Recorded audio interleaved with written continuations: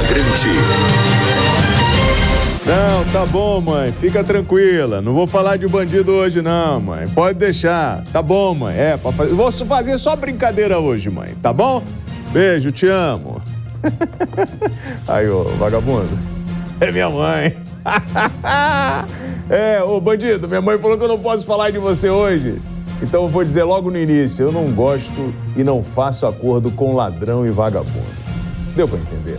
Eu sou o WT, a gente está aqui na Jovem Pan começando o programa Flagrante.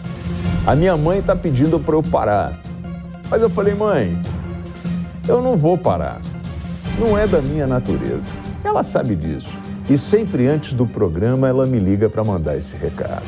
Mas fazer o quê, né? Essa é uma escolha. Eu fiz a minha.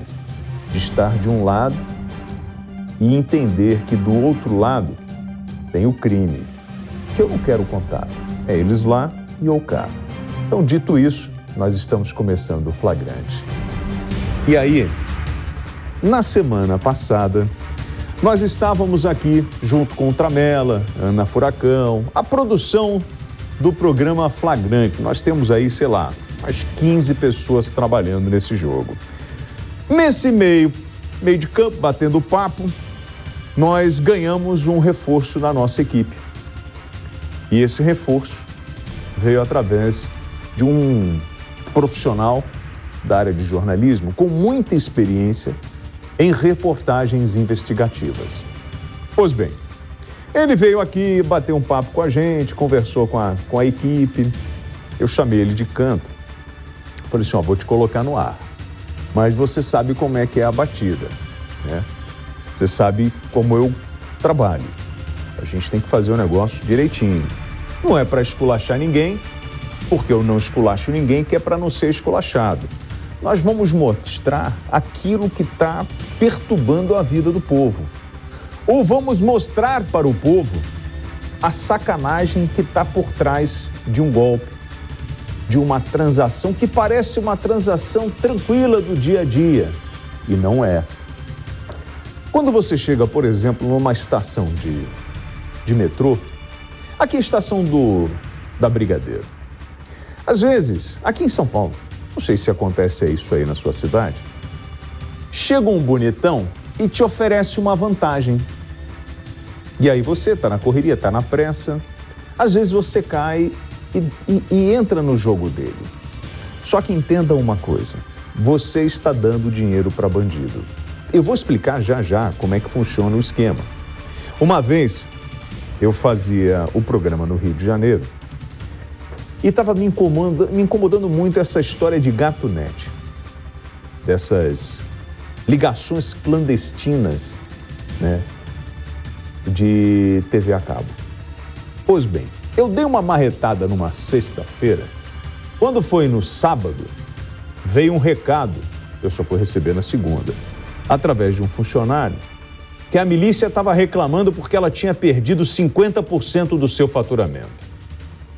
Sabe o que eu falei nesse dia para a milícia perder 50% do seu faturamento em... WT na semana... O que houve? Não vou falar agora. Vocês já vão me interromper? Não tem essa. Qual é o problema, amigo? Isso aconteceu, é fato. Eu disse que o cara que assina uma TV clandestina e dá dinheiro na mão de traficante ou de miliciano, ele é bandido também, porque ele está financiando o crime. Então, trabalhador não se envolve em sacanagem, não entra em esqueminha para levar vantagem, não compra produto roubado mais barato. Não, mas, poxa, o biscoito está mais barato aqui. No Rio é biscoito. Aqui em São Paulo é bolacha. Não, mas está mais barato? Sim. Tá numa passarela, tá lá em Madureira. Na passarela, na banquinha.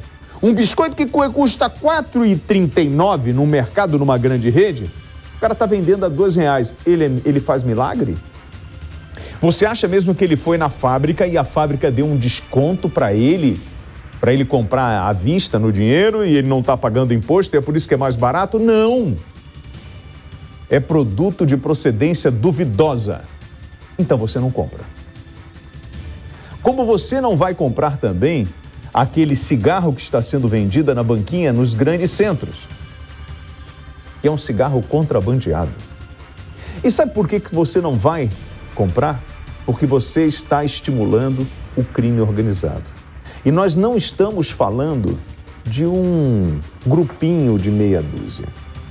Nós estamos falando de milhões de reais que são movimentados, esse dinheiro que é movimentado por essas organizações criminosas. Então, você precisa escolher qual é o lado que você está. Se você está no lado da sacanagem ou se você está do lado do trabalhador. Eu já disse algumas vezes aqui, meu partido político é feijão, arroz e trabalho. Ponto. O bem da comunidade. E o porquê que eu estou nessa resenha com vocês desde o início? Hoje o senhor não mostrou nenhuma imagem forte. Calma.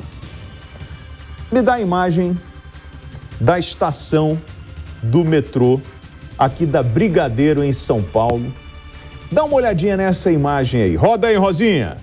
Rosinha, o homem que comanda as carrapetas. Tá, a estação tranquila, pessoal batendo papo. Ó, o rapaz ali de bonezinho vermelho, né? Tá ali tranquilo, calcinha esporte. Não, não é essa não, eu queria daquela outra lá. Essa aí é o cara agindo, né? Ninguém tá falando nada, né? Eu quero a outra. Não, essa aí esquece. Essa aí já, a outra de boné. Tá vendo esse rapaz de boné aí, ó? Tem dois de bonezinho, não tem? Um de casaquinho vermelho e outro de boné. São amigos. São amigos, segundo a polícia. Ah, William, mas eles estão dentro da estação de metrô, tem segurança. O que eles estão fazendo ali? Ah, eles estão ganhando dinheiro na venda de bilhete. Mas como é que funciona o esquema? Você está vendo ali na catraca? Você vai passar com o teu cartão e ele te oferece uma vantagem. Só que de onde vem esse cartão? Como é o esquema? Pois bem, a Jovem Pan recebeu a denúncia. Mandamos para lá o nosso repórter farejador. Depois das denúncias, olha o que aconteceu. Me dá a imagem ali, ó. Olha isso aí. Olha o cara de boné branco em luta corporal com esse senhor e o outro correndo lá. O outro já correu e foi atrás. Você está vendo ali? Tentando imobilizar? Eu vou explicar para vocês o porquê que aconteceu. Polícia, amigo, a casa caiu. A casa caiu. Esse senhor careca aí, ó, esse de camisa azul, é um policial. E o outro tá dando suporte, tá armado ali, ó. A equipe do Dr. Caipira, que fez o trabalho e a prisão. Depois veio a segurança do metrô, que já estava avisada, já tinha todo um monitoramento só para dar o golpe no esquema do bilhete. E aí, deixa eu falar um negócio para vocês. Eu ainda não comecei o jogo. Vem pra cá, Rosinha. Eu ainda não comecei o jogo. Não. O jogo, como eu gosto de jogar, ainda não. Ainda não. Eu tô começando esse jogo bem devagar. A equipe tá chegando. E esse profissional que entrou na equipe do flagrante, o repórter farejador, a missão dele é encontrar situações como essa. Você vai entender o que aconteceu na estação da Brigadeiro aqui em São Paulo. Mas mais do que entender e acompanhar a prisão das pessoas envolvidas nesse golpe, você precisa entender que não pode contribuir com esses esquemas. E lembre-se, as pessoas que estão vendendo esta facilidade para você, muitos já têm um histórico de sacanagem. Já foram tomar uma cadeia. Às vezes com envolvimento no tráfico, em roubo. Eu não estou contando história para vocês. O repórter está aqui, o farejador. Para a segurança dele, em função do trabalho que ele está desempenhando, eu não vou te mostrar. Mesmo tendo um carinho imenso por você, mas a gente sabe que nesse jogo não dá para te expor. É duro, né? E você não imaginava o que você estava ali fazendo, porque a coisa foi evoluindo, né? Foi evoluindo, exatamente. Eu fui, rodei todas as estações possíveis e tudo mais, e chega uma hora que você fica preocupado, que você fala, pô, será que eu não vou pegar o golpe? Você Sim. já tinha percebido esse golpe. Mas aí, enfim, acho que As coisas acontecem. Acontece. Cai Exatamente. no colo. É uma questão de tempo. E aí foi a hora que eu percebi uma situação e aí eu comecei a gravar. Esse é o momento da prisão. Esse é o momento da prisão. E tem um detalhe. Esse policial que está imobilizando o homem de boné, que estava ali aplicando essa situação, ele se machucou. Ele fraturou a mão. Fraturou a mão, passou por cirurgia, não foi? Hoje passou. Está em cirurgia. Isso está em cirurgia. Já está com 2 horas de cirurgia, fratura complicada. Vai ficar um bom tempo afastado. Ó, eu vou mostrar para vocês. A reportagem está pronta. Está pronta. Ok. Nesse esquema da venda do bilhete ali, tinha alguém com passagem na polícia? Os 2 com passagem na polícia. Um por... Tráfico de drogas. E o outro? Roubo. Então, senhores, está no ar a matéria do repórter farejador. Roda aí, Rosinha. WT, na semana passada você me deu uma missão e eu tinha uma semana para conseguir. Fomos a campo, se tratava do golpe do bilhete do metrô. Passei uma semana investigando para entender a ação dos suspeitos e fomos em todas as estações de São Paulo. Uma delas me chamou a atenção na Avenida Paulista. Enquanto 2 golpistas agiam rápido, um abordava a vítima, em seguida o outro, além de outros 2 na cobertura. E assim conseguimos vários flagrantes. Eles aproveitam a distração dos seguranças e a pressa dos usuários e com isso conseguem o objetivo. Mas, para entender como funciona o golpe, você acompanha a partir de agora. Eles ficam exatamente aqui, ó, próximo da saída da bilheteria. Aí o que acontece? Eles ficam próximo desse pilar e daquele outro pilar. São 2 rapazes, além de outros 2 que ficam dando suporte. Aí o que acontece? O pessoal tá com o bilhete na mão. Deixa eu ver se eu acho alguém aqui com o bilhetinho na mão. Aí o que acontece? Eles abordam a pessoa e falam assim: posso passar o meu cartão no lugar do seu bilhete? Ou seja, você me dá o seu bilhete, né? Chegando aqui na catraca, o indivíduo fica com o seu bilhete, ele passa o cartão dele. Acontece que esse cartão é um cartão clonado, é um cartão roubado. Quer dizer, a pessoa inocentemente passa e eles pegam esse QR Code aqui, ó, esse bilhete que não foi usado, vendem lá fora na Avenida Paulista ou em outros lugares e até mesmo informações de que pode se tratar até de lavagem de dinheiro. Informações dão conta que depois de aplicar o golpe, eles vendem nas proximidades por R$3, sendo que o valor normal na bilheteria é de R$4,40. Vale lembrar que receptação é crime. Fomos ao DEIC, Departamento de Investigações do Crime Organizado. Falamos com o delegado, Dr. Alexandre Gardano Cavaleiro, titular da 3ª DIG. Ele deu detalhes do golpe que envolve roubo de cartões de idosos. Nós temos apurado as fraudes com o bilhete e no caso específico de hoje, os enganadores, os meliantes utilizavam bilhetes de idosos que eles furtam ou roubam. E o bilhete do idoso passa quantas vezes ele quiser, ilimitado. Essas pessoas aproveitam o grande fluxo de pessoas na fila e acabam trocando a passagem do bilhete do idoso pelos QR Codes que são comprados. Eles juntam centenas de QR Codes e vendem. Então eles não têm, eles só têm ganho. Diante das informações, continuamos a busca e flagramos novamente os mesmos indivíduos no mesmo lugar, com outras roupas para disfarçar. Repare, o rapaz de blusa e boné vermelho, ele dá cobertura para o seu comparsa, que está de boné branco e camiseta azul, e que dá mais um golpe na catraca. Mas repare no final, acontece uma negociação entre os 2. Eles não param. Agora o rapaz de boné branco aborda mais uma vítima na bilheteria. Ele segue e conclui. Mas perceba, ele é rápido e pega um senhor com sua filha, ainda na catraca. Ele tem dificuldades. Troca de cartão, troca de catraca, mas no final ele consegue.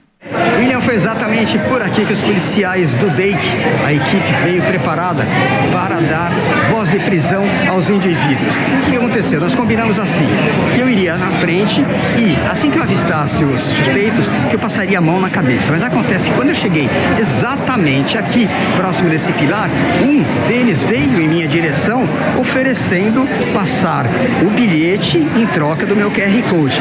E foi aí que houve a abordagem da polícia, a prisão e tudo que você acompanha a partir de agora. De vermelho, de vermelho.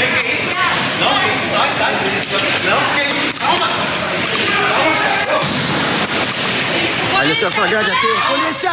É polícia! Já foi pego, calma. Polícia, polícia, polícia. Tá tudo bem, tá tudo bem. Vai. Tá tudo bem. Assim mesmo. Não, tudo bem. Tá ok ou não? Não, tudo bem. Flagrante aqui, o William Travassos com exclusividade aqui, ó. Tudo bem, outro policial também.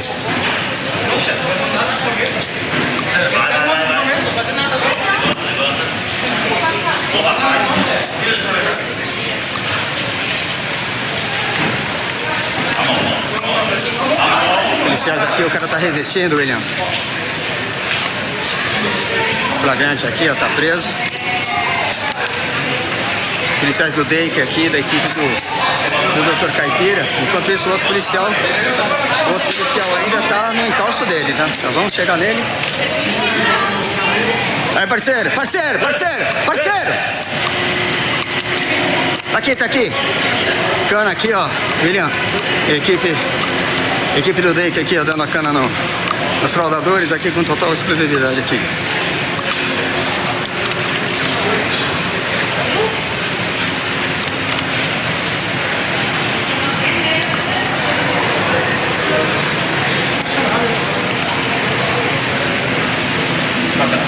Celular aí.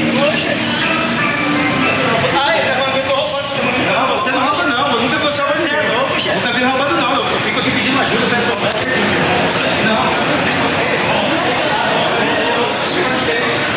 Total exclusividade, William. Olha só a prisão diante da nossa matéria investigativa. Total exclusividade da Jovem Pan News. Os policiais do DEIC aqui, equipe do Dr. Caipira. Os dois agora estão presos no golpe do bilhete, né? Ainda assim, olha, eles insistem, né? Agora a cadeia tá aí, a cana tá aí. E mais um trabalho da Jovem Pan News, com exclusividade do nosso núcleo investigativo, William. Aqui só, a equipe do Dr. Caipira, tá? William, trabalho da Jovem Pan, trabalho investigativo aqui. Nós estamos acompanhando trabalho perfeito dos policiais do DEIC com a equipe DEIC. Qual equipe que é? Terceira DIG do DEIC.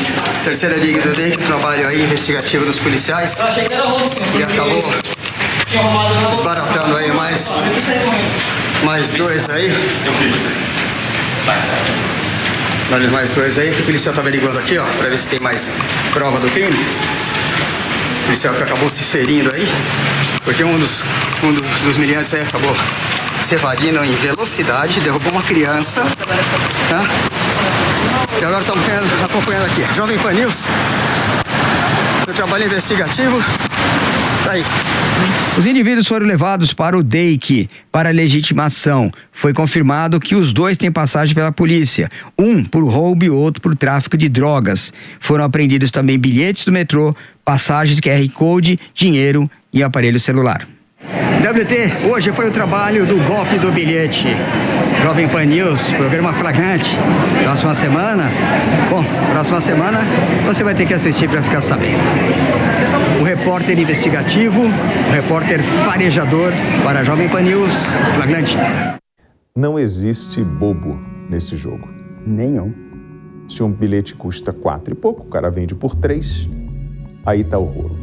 Então, é um idoso que teve seu cartão clonado, furtado, roubado. Vendido. Sim.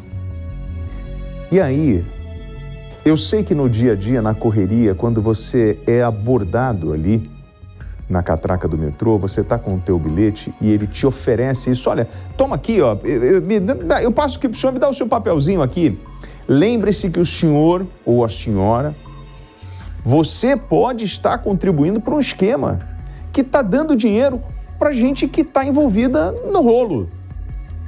No rolo. Que essa pessoa vai pegar aquele papelzinho seu e vai vender mais barato lá fora. Só que, da onde vem aquele cartão que ele está passando? Ele vem de uma situação que está na informalidade, na ilegalidade, no crime. Então, nós não podemos compactuar com esse tipo de coisa. A terceira delegacia, lá do doutor Alexandre, fez esse trabalho de prisão. Lamentamos o policial que se feriu, que está passando por um procedimento cirúrgico. Doutor Fábio Caipira, muito obrigado, né, por essa oportunidade da nossa equipe acompanhar. O repórter farejador acompanhou de perto o trabalho do DEIC. A gente está só começando o jogo, como eu disse aqui. Né, eles continuam, viu? Porque o trabalho continua para tentar. Eles continuam investigando lá. Inclusive, vou dar uma ideia para vocês. É porque eu não vou chamar a atenção agora e já passou. Mas no vídeo, aparece uma outra situação. Né? Aparece uma outra situação. E é da quadrilha. Que está no rolo. E que tem aí eu fico enlouquecido, porque assim, imaginar que você vai usar entorpecente dentro da estação do metrô, cara, é de uma ousadia absurda, né? E a gente tem essa coisa rolando por aqui. Das pessoas que estão se drogando na frente de todo mundo como se nada tivesse acontecendo. Tentaram normalizar esse tipo de coisa. Mas é claro que o Estado não aceita esse tipo de postura. E assim, eu disse, não esculacho ninguém que é para não ser esculachado. E peço ao senhor, trabalhador, à senhora, que não aceite esse tipo de assédio. Não compactue com esse tipo de coisa. Não deixe ninguém passar com um cartãozinho para a senhora na catraca do metrô, do trem. Não compre produto sem procedência, porque é mais barato. Poxa, William, mas as coisas estão difíceis. Sim, para todo mundo. E pode ficar pior se a senhora compactuar com esse tipo de coisa, com esse tipo de criminalidade.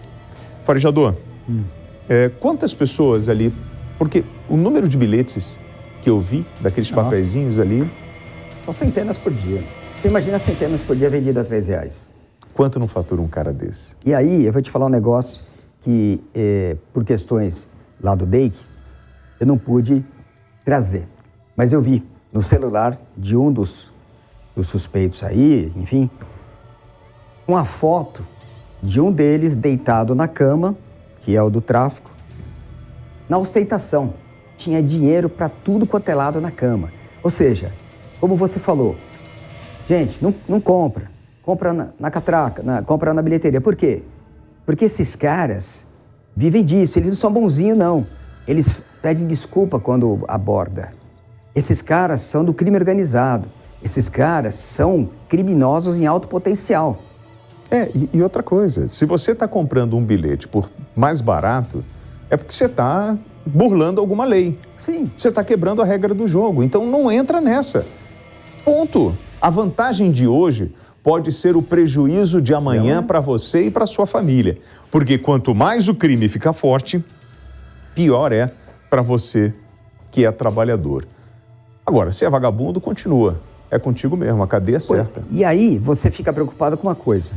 Parece que é um golpezinho, mas não é, como o doutor falou. Começa com um golpezinho. Os caras têm passagem por tráfico, por roubo, e deu trabalho pro policial, o de vermelho que você, né? O de vermelho que eu gritei ali, ó, de vermelho e tal, dando a dica. Ele correu 500 metros na Avenida Paulista, policial, sem sacar arma, porque se ele saca a arma, parabéns aos policiais do DIG. Não sacou a arma, porque se sacar a arma, você sabe que ia virar um pandemônio. E aí ele conseguiu, na resistência, prender o Farejador, a gente só resolve isso de uma forma. E é simples, olha para mim. Vou falar uma coisa com vocês. A gente resolve com a participação da sociedade. Não se envolva em nada irregular. Não compre bilhete mais barato fora do guichê da companhia. Não compre produtos sem procedência ou de procedência duvidosa. não entre, não compre uma peça para sua moto mais barata ou para o seu carro, porque você viu no desmanche ou... Não, para! Se você fizer isso, você tem o direito de reclamar de quem você quiser, de brigar com o Estado, de cobrar o Estado. Agora, se você é o tipo de pessoa que gosta de levar uma vantagenzinha naquela lei da vantagem e compra a coisinha para, vou comprar mais barata aqui, irmão, você está na parada errada. Então você não tem direito de reclamar de nada, ponto final. Agora, como eu disse, o jogo só está começando. E aí? Estava eu quietinho, conversando com o Tramela, ele fica, quando eu vou mostrar o Tramela? Magrilinho, banana, tu tem que comer mais, Magrela, tá precisando comer um macarrão. O Tramela falou o seguinte, que ele foi numa balada. Foi na baladazinha, curtiu. E no meio da balada, o Tramela, quando começou a trabalhar aqui no Flagrante, começou a ficar esperto, né? E ele falou assim, cara, comecei a ver um monte de coisa. Negócio, eles botavam um negocinho na mão, ficavam esfarelando, depois botavam no nariz, botavam na boca, começou... Aí ele falou, é comércio de drogas, Tramela. E o Tramela ficou, é mesmo, chefe? Então, assim, logo, vocês vão ter uma novidade aqui no Flagrante, né, Farejador? Vamos ter. Coisa Região boa aqui de São Paulo. Região boa de São Paulo e tem coisas que a gente vai falar agora naturalmente, porque ainda o trabalho vai começar, o trabalho está em andamento. Está em andamento. E vai ter surpresas, coisas que eu tá bom. Fiquei surpreso. É mesmo? Com tanto tempo, Farejador? Com tanto tempo eu fiquei surpreso. Então, senhores, aguardem para mais um episódio de O Repórter Farejador. Valeu, irmão. Tamo juntos. E deixa eu falar uma coisa pra você. Se eu tivesse meio de cara feio, eu nem saía de casa. Não. Se eu não tenho medo? Não. Mas por que não? Porque eu não tô na sacanagem. Eu nunca peguei dinheiro desses caras. Eu não faço transação com eles. Então eu tô a cavaleiro. Eu posso seguir meu rumo. E posso dizer que eu não faço acordo com vagabundo e nem com ladrão. Tá entendendo qual é o esquema? Além do mais, a chuva que molha o caixão, molha quem carrega. Queria contar sempre com a participação dos senhores através do WhatsApp da PAN no 931 17 0620 ou me acha aí na internet, no Instagram, no Twitter, no TikTok, @WTravassos. Eu leio todas as mensagens, só não respondo porque são muitas. E com o advento da internet, né, com tantos vídeos circulando, eu recebi um trecho de uma entrevista que me chamou muito a atenção. Está relacionado àquela operação do Jacarezinho, onde nós vimos aqueles helicópteros com voo rasante. Tem as imagens? Pode rodar, Rosinha. As imagens daquele helicóptero, lembra? Ele dando um rasante na comunidade, ou a munição de traçante tentando atingir o helicóptero. Olha lá. Lembra disso? E no trecho da entrevista que eu acompanhei, uma coisa me chamou muito a atenção sobre a fala desse entrevistado. Ele falava que a polícia, quando estava entrando ali, ela não estava entrando para prender traficantes. E eu comecei a pensar sobre isso. E pedi até para a nossa equipe separar imagens da Ucrânia. Mas você é louco, William? Não, eu vou explicar para vocês. Tem imagens da Ucrânia aí? Quando tiver a imagem, coloca para a gente. Nós estamos vendo imagem do Complexo do Alemão e estamos vendo agora um confronto lá na Ucrânia. A diferença é que nós estamos aí com artilharia antiaérea. A equipe separou Hoje não era para isso também, né, gente? Comparar assim não dá. Vocês tinham que pegar o soldado. Se você for pegar o soldado hoje na Ucrânia, o soldado na Ucrânia tá de fuzil, tem no confronto, aí aquelas bateria antiaérea que eles estão usando, os lança-mísseis, enfim, material fornecido pelos americanos. Volta para o complexo, por favor. No Complexo do Alemão, pode voltar lá nas imagens do helicóptero. Eu queria fazer essa comparação, mas não consegui fazer. Mas eu acredito que através da sua imaginação, em função de tudo que os senhores estão vendo, é possível entender aonde eu quero chegar. Quando esse especialista em segurança, ele é um analista de segurança de defesa, ele fala que a polícia, quando entra, não está indo prender um traficante, o que a polícia está indo fazer, então? Porque o que nós estamos vendo no Rio de Janeiro, se você pegar e lembrar aí das imagens, né, dos confrontos que acontecem na Ucrânia, homem a homem, homens armados de fuzis, capacetes, com fardas camufladas, é a mesma coisa que a gente está vendo num perímetro urbano ou não é? Eu tenho a presença de um fuzil dentro de uma comunidade carente do Rio de Janeiro, em várias, né, hoje dominadas por facções criminosas ligadas aos narcotraficantes e outras dominadas por narcomilicianos. Pois bem, eu gostaria de chamar o analista de segurança de defesa e o Alessandro Visacro. Alessandro, muito boa tarde, muito obrigado por atender a Jovem Pan News. Eu fiquei muito... Eu comecei a pensar muito sobre a sua fala. Na entrevista que o senhor deu, o senhor falou... O trecho que eu peguei era esse, né? O senhor falava, o policial quando entra ali, ele não está prendendo o traficante. Isso ficou na minha cabeça, martelando, e depois eu comecei a entender o seu raciocínio. Na verdade, professor, quando a polícia entra num território ocupado, seja pelo Comando Vermelho, pela milícia, pela ADA, pelo Terceiro Comando, enfim, pela facção criminosa, o que a polícia está enfrentando? Muito boa tarde, William. Mais uma vez é um prazer muito grande estar com você.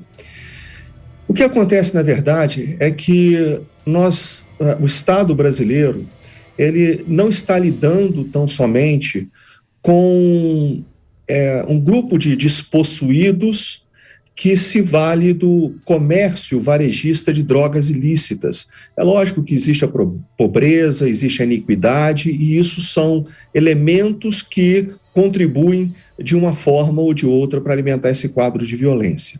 Mas o fato é que nós temos atores armados não estatais que territorializam espaços segregados, espaços politicamente segregados, espaços socialmente segregados, espaços fisicamente segregados.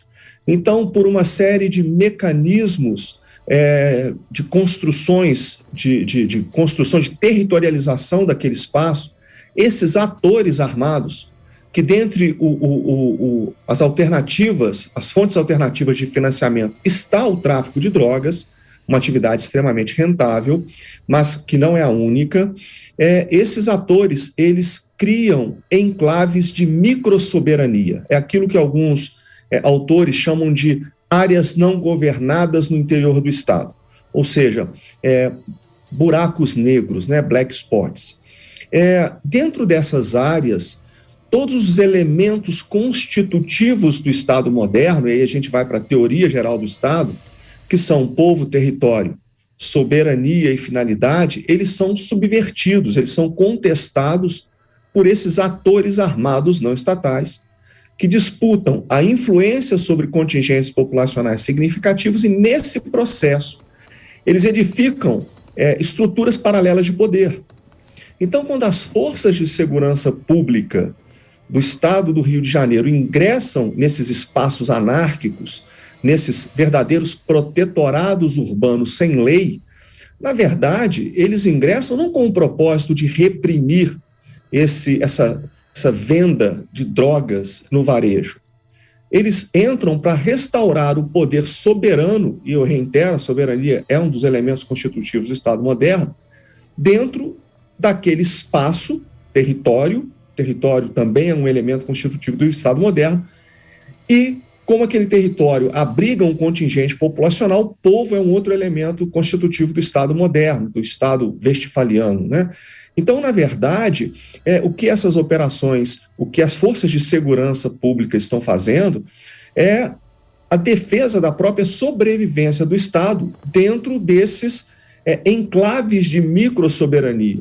Então, é uma questão muito mais complexa do que simplesmente a repressão ao tráfico de drogas dentro do escopo da segurança pública. É interessante a gente observar que há pouco tempo a grande mídia noticiou que, por exemplo, na Rocinha, mais de 50% do faturamento da organização criminosa que detém o controle daquele enclave, não era mais proveniente do tráfico de drogas. Na verdade, é um pool de empreendimentos ilícitos.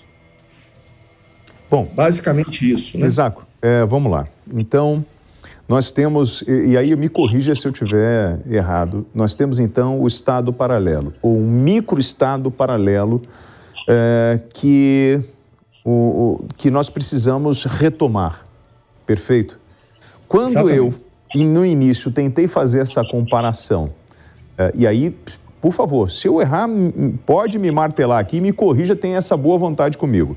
Quando eu pego e eu mostro, por exemplo, lá, um soldado na Ucrânia com um fuzil lutando contra o exército russo, né? E eu pego e mostro a realidade de uma... essa imagem aqui, e eu pego a imagem do que eu tenho hoje no cenário das comunidades do Rio de Janeiro, eu posso fazer essa relação de confronto, de guerra.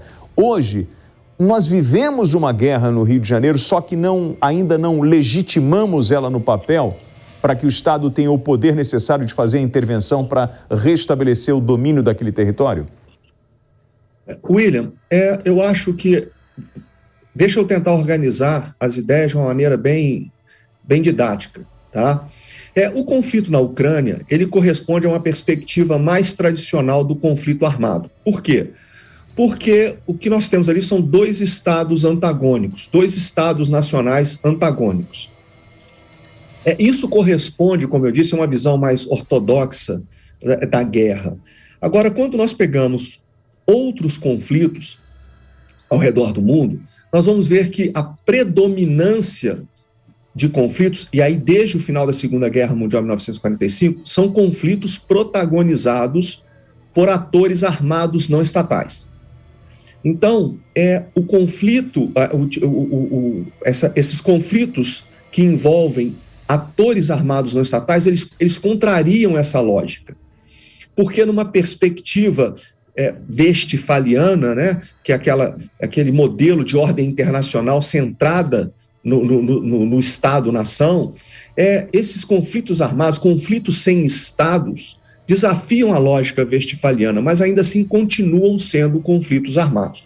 A grande dificuldade é que existe um apego muito arraigado a essa visão ortodoxa do conflito armado, essa visão muito ortodoxa da guerra. Então é por isso que existe uma dificuldade, até em termos doutrinários, de enquadrar essa violência que existe não só no Rio de Janeiro, mas a violência que predomina ao redor do globo hoje, essa violência dentro de um enquadramento teórico como conflito armado. Até mesmo se nós pegarmos os diferentes ramos do direito, nós temos essa dificuldade, porque esse tipo de operação que as forças de segurança pública no Rio de Janeiro enfrentam, ela é um contexto que acontece dentro de um hiato jurídico, um gap jurídico, uma lacuna que existe entre o direito interno, o direito internacional dos conflitos armados e o direito internacional dos direitos humanos. Então. É uma natureza peculiar de conflito que contrasta com aquela visão muito ortodoxa que é predominante da guerra. Então, e aí foi bom o senhor tocar nesse assunto, que é difícil a gente enquadrar isso, certo? Mas quando então, me ajude, professor. Quando eu tenho, em 2010, que foi quando nós tomamos o Complexo do Alemão, eu digo nós, o Estado, nós tínhamos atos de violência que estavam eclodindo em toda a cidade e eram orquestrados pela facção criminosa, na época, Comando Vermelho. As ordens partiam, boa parte da liderança estava dentro do Complexo do Alemão e, por isso, o Estado faz a intervenção e toma aquele território. Hoje, mais uma vez, nós estamos observando a ação dentro do Jacarezinho, o Estado foi lá e retomou o território. Nós estamos com imagens agora do Complexo do Alemão, das barricadas e toda a estrutura que montaram lá. Isso me remota muito a 2010. E essas ações de barricadas, a forma com que eles jogaram óleo na pista, que eles atacam o caveirão, o carro blindado da polícia, o carro de combate, ou atiram com munição traçante contra um helicóptero, eu posso enquadrar isso em atos de terrorismo, eu posso comparar os narcotraficantes hoje que atuam no Rio de Janeiro a terroristas? É possível fazer essa comparação? William, existe uma diferença muito grande entre o que é terrorismo e aquilo que o Estado vai rotular como terrorismo. O Estado brasileiro, com a Lei Antiterrorismo de 2016, ele peremptoriamente excluiu aquilo que André Luiz Volozhin chama de terrorismo criminal.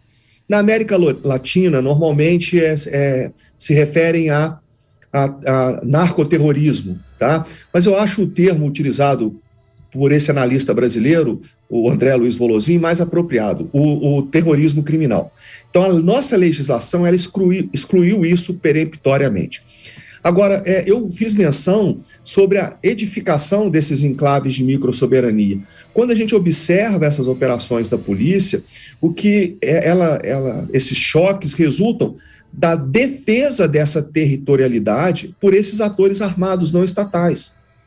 Então, daí resulta o choque. Agora, quando você faz menção à retomada do Complexo do Alemão em 2010, o que a gente tem que chamar a atenção é para um aspecto muito importante. Essa retomada desse controle territorial, ela tem que ser sistêmica. O que aconteceu no Alemão, por exemplo, em 2010, foi que ela se deu tão somente na dimensão física, ou seja, pela capacidade, pelo emprego das capacidades coercitivas do Estado, ou seja, foram as forças de segurança do Estado que ingressaram no Alemão. Não houve um controle na dimensão humana, que abrangesse aspectos políticos, econômicos, sociais, tampouco um controle informacional, né? Na dimensão informacional. Então, sempre a história é repleta de exemplos que mostram que o mero ingresso, a mera aplicação das capacidades coercitivas do Estado são insuficientes para assegurar a retomada. Agora, você falou em terrorismo e técnica, e fez uma analogia das ações criminosas. Sim. Isso, exatamente. Existe um termo cunhado em 2016 por um cientista político colombiano chamado Vicente Torrijos. Ele chama de insurgência terrorista criminal. Eu prefiro o conceito formulado por um policial norte-americano chamado John Sullivan. Ele se refere a esse tipo de fenômeno como insurgência criminal. E nas insurgências, independente do matiz, o que a gente observa é uma combinação de técnicas terroristas e técnicas de guerrilha. E é o que, na verdade, a gente observa na defesa dessa territorialidade por esses atores armados não estatais. Bom, e aí vamos à grande questão. Muito se falou sobre as medidas que impediam a entrada da polícia nas comunidades durante o período de pandemia em função do caráter sanitário. Isso, o senhor que acompanha a segurança do Rio de Janeiro, é possível dizer que essas medidas elas contribuíram para o fortalecimento do crime nessas comunidades ou nesse estado paralelo? Sem dúvida alguma. Isso aí, as últimas operações, elas mostram isso claramente. Se nós pegarmos, assim, Falé, depois, na sequência, teve o Jacarezinho, depois Vila Cruzeiro, Manguinhos, recentemente o Alemão, a gente observa uma propensão maior pela defesa dessa territorialidade por esses atores armados não estatais. Então, nessa operação do Alemão, é interessante que foi uma operação robusta. O volume de homens colocados ali, de agentes de segurança do Estado colocados ali para poder assegurar a execução da operação foi um número bastante significativo. Normalmente, quando o Estado coloca assim, uma força robusta, a propensão ao enfrentamento é menor. Então, quando a gente observa esses atores se sentindo à vontade para contestar o ingresso das forças de segurança do Estado nesses enclaves de microsoberania, o que a gente observa? A gente observa, a constatação é clara, o fortalecimento desses atores dentro dessas áreas que eles julgam seus territórios, né? Visaco, eu tô nesse jogo desde 2006, que eu venho acompanhando a área de segurança no Rio de Janeiro, e fiquei no Rio até 2010, então de 2006 a 2010, e depois eu vim aqui para São Paulo no final de 2010, também acompanhando a área de segurança.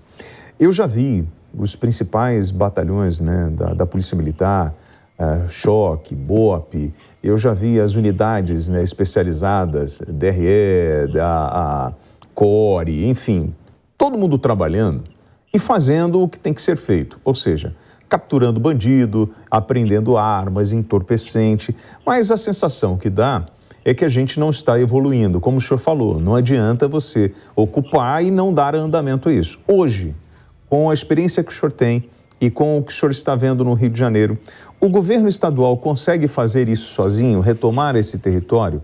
O que nós precisamos fazer como nação para restabelecer a ordem nas comunidades hoje dominadas por narcotraficantes no Rio de Janeiro e em outras comunidades pelo país afora? Nós estamos falando de Brasília, Porto Alegre, São Paulo, enfim. Como o Estado brasileiro deve agir para retomar esse Estado que ele perdeu? Então, ou William, esse território que ele perdeu, né? Você chamou atenção para um aspecto muito importante. O Rio de Janeiro, ele é bem peculiar, mas ele aponta tendências para o Brasil todo. Então, essa dinâmica, ela, da mesma forma como ela não se repete exatamente da mesma forma no México, na Colômbia e no Brasil, aqui dentro, o que acontece nas cidades do Nordeste, no Rio de Janeiro e no estado do Amazonas, por exemplo, nunca vão ser exatamente a mesma coisa, mas eles têm alguns elementos comuns e o Rio de Janeiro aponta essas tendências. Tá? Você, então, já deve ter ouvido a expressão que é muito utilizada pelos agentes de segurança pública, pelos profissionais de segurança pública no Rio de Janeiro. Eles mesmos admitem, né? Eles enxugam gelo para não morrer afogado. Por quê? Sim. Porque eles realizam essas ações diárias, eles vencem essas batalhas diárias, mas a situação não só não melhora, como ela tem piorado ao longo dos anos. E eu acredito que você seja testemunha disso.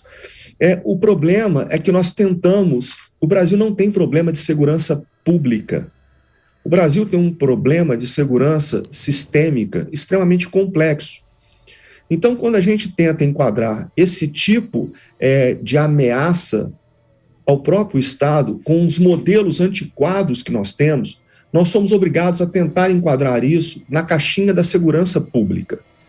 E o próprio ordenamento jurídico do Estado brasileiro atribui uma ênfase muito grande à administração no nível estadual pela consecução de políticas de segurança pública. Então, você também já tocou num ponto muito importante. Esse não é um problema do Estado do Rio de Janeiro. Esse é um problema da nação brasileira, esse é um problema do Estado brasileiro, que não admite ser tratado tão somente como um problema de segurança pública. Isso é um problema de segurança multidimensional sistêmico. Então, ele tem que ser tratado como um problema de segurança pública, como um problema de segurança nacional, como um problema de segurança comum em termos regionais. Ele tem que ser tratado como um problema de segurança humana.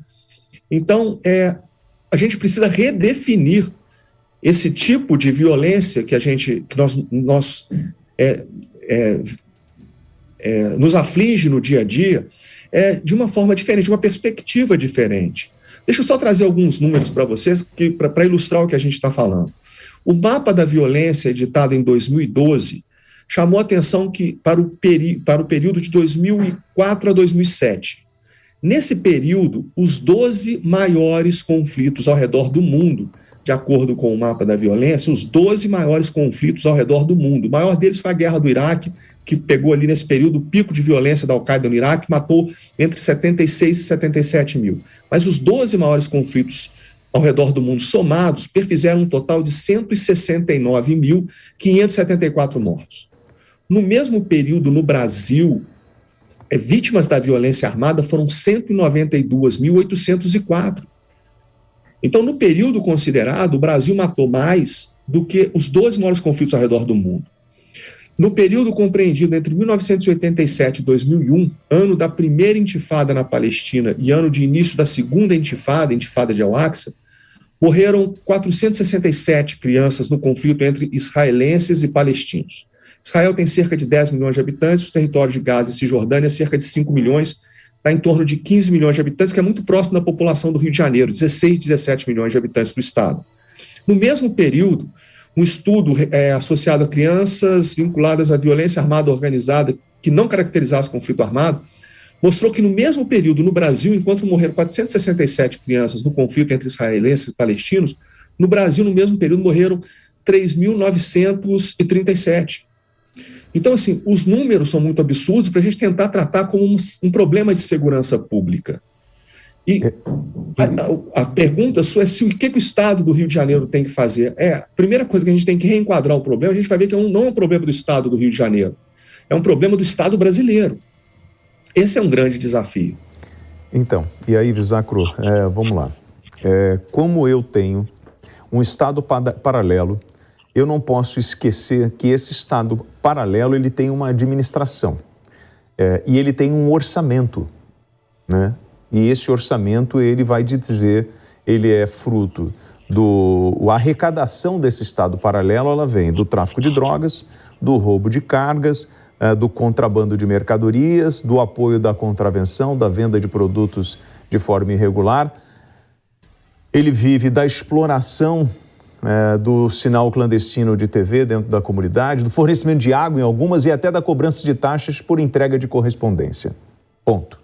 Então ele tem um orçamento, ele tem um jogo de interesses. E a gente percebe, muito em função da evolução dessas organizações criminosas aqui no país, como o PCC, que hoje está no Brasil inteiro e já é considerado está no ranking da 8ª maior organização criminosa do mundo. A gente tem que entender que esse orçamento, ele acaba financiando não só o esquema para a venda e comercialização de todos esses produtos, né? Ou dessas operações, como também, hoje a gente já começa a discutir, talvez, ações relacionadas à política, né? Inclusive, se eu tenho um Estado paralelo onde um candidato, um pré-candidato, tem a intenção de ir numa comunidade, mas ele precisa pedir autorização ao chefe do Estado paralelo, ele vai ter que pagar isso de alguma forma. Então, hoje, você não consegue entrar dentro do complexo do Alemão ou da Maré para fazer campanha política se você não tiver o aval do crime, desse Estado paralelo. E esse Estado paralelo, ele tem o seu orçamento e tem os seus interesses. E tem uma contrapartida nesse jogo, ou seria muito inocência minha achar que esse Estado paralelo é muito bonzinho?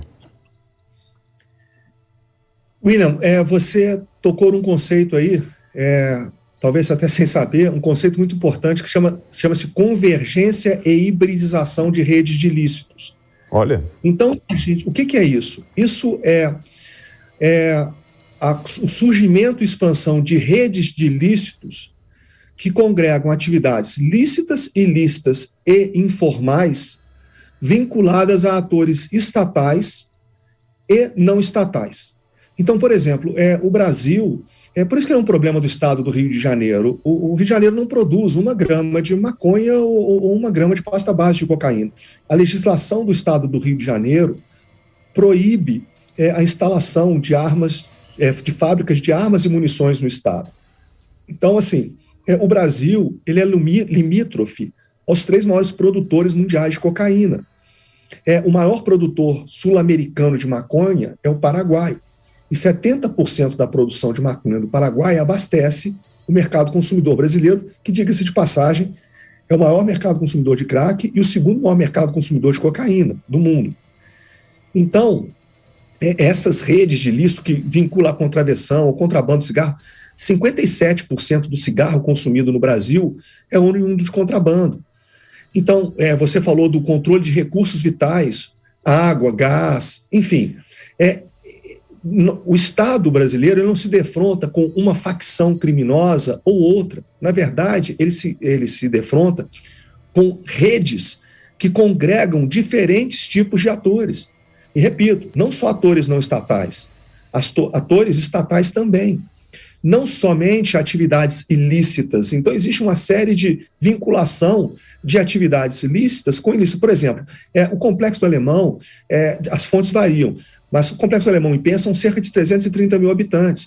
O Complexo da Maré é cerca de 140 mil. Esses números variam de acordo com as fontes. Mas é maior do que muita cidade brasileira. São economias majoritariamente informais que necessitam, sobremaneira, do ingresso de capital oriundo de atividades ilícitas.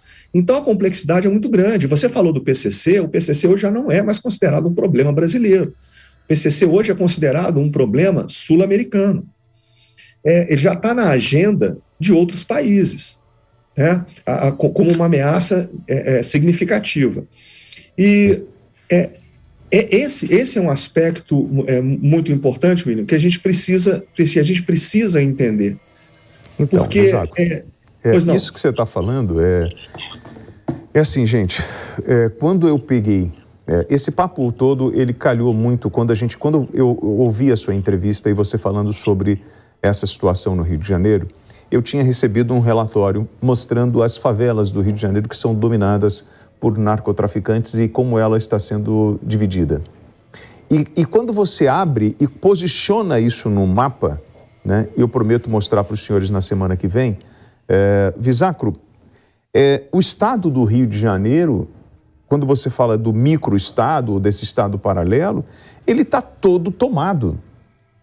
O estado do Rio de Janeiro está comprometida, a nossa soberania está comprometida. Ou é um equívoco meu, ou eu estou sendo leviano em afirmar isso? William, deixa eu só voltar na sua pergunta, isso é para te dar um dado interessante. Há 20 anos atrás, no ano de 2002, eu tive a oportunidade de ouvir do então comandante do BOP do Rio de Janeiro, se eu não me engano, na época era o Coronel Moura. Ele disse o seguinte, o candidato, ele pedia autorização para o dono do morro para ingressar, para poder fazer campanha política. Até então 2002. Naquele ano, de acordo com o então comandante do BOP, aquilo já não acontecia mais, porque quando ele pedia autorização para ingressar na comunidade para fazer campanha, o dono do morro falava assim, não, eu agradeço, porque nós já temos o nosso candidato. Então, isso foi há 2 décadas atrás. Então, imagina esse processo hoje, né, de degradação. Agora, voltando à sua pergunta, quando a gente tenta dar um enquadramento teórico da insurgência criminal, essa violência no Rio de Janeiro, que é armada, organizada, não estatal, ela é endêmica e hiperdifusa, a gente tem que entender que não existe uma insurgência no criminal no Rio de Janeiro. No Rio de Janeiro são 1.400 comunidades, seja ela controlada por milícia, narcomilícia, narcotraficantes, são 1.400 insurgências criminais. Então, hoje, no Rio de Janeiro, você tem uma pequena faixa litorânea, né, que se apoia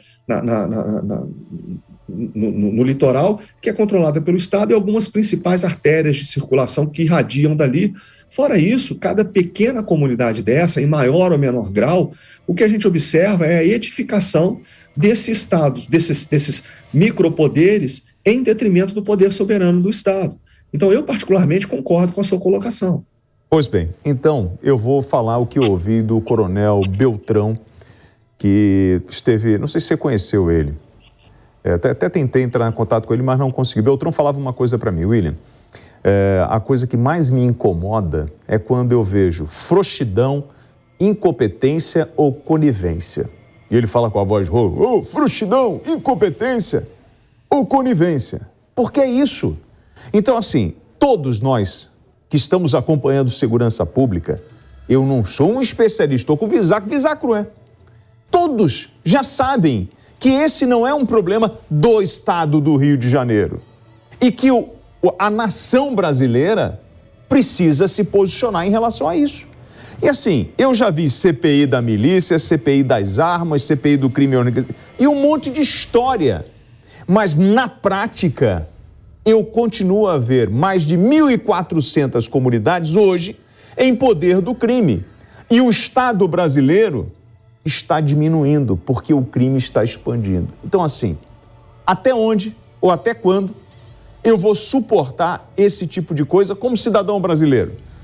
Nós vamos admitir que o crime mande na favela ou mande no asfalto? É isso mesmo?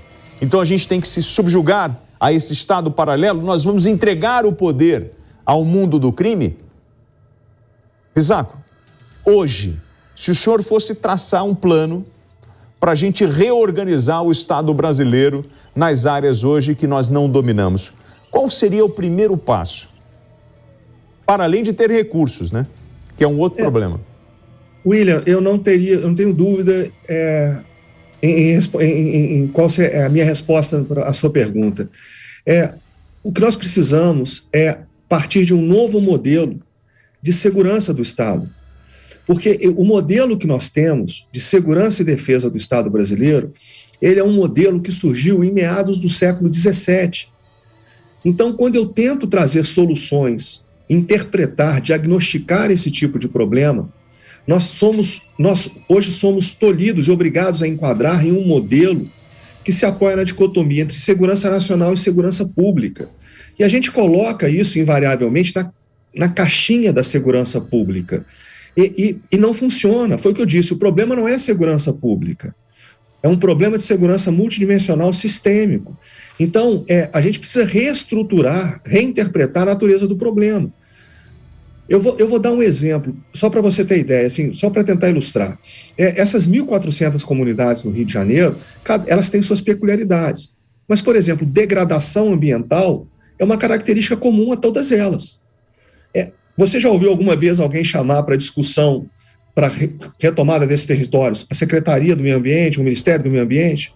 É lógico que não é ele que vai resolver o problema sozinho, mas ele é partícipe na solução do problema.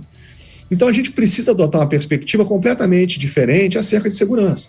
Agora, é importante a gente entender que, eu vou parafrasear um personagem da Guerra do Vietnã, segurança pode ser 10% do problema ou 90% do problema, mas de qualquer forma representa os primeiros 10% ou os primeiros 90%. Por quê?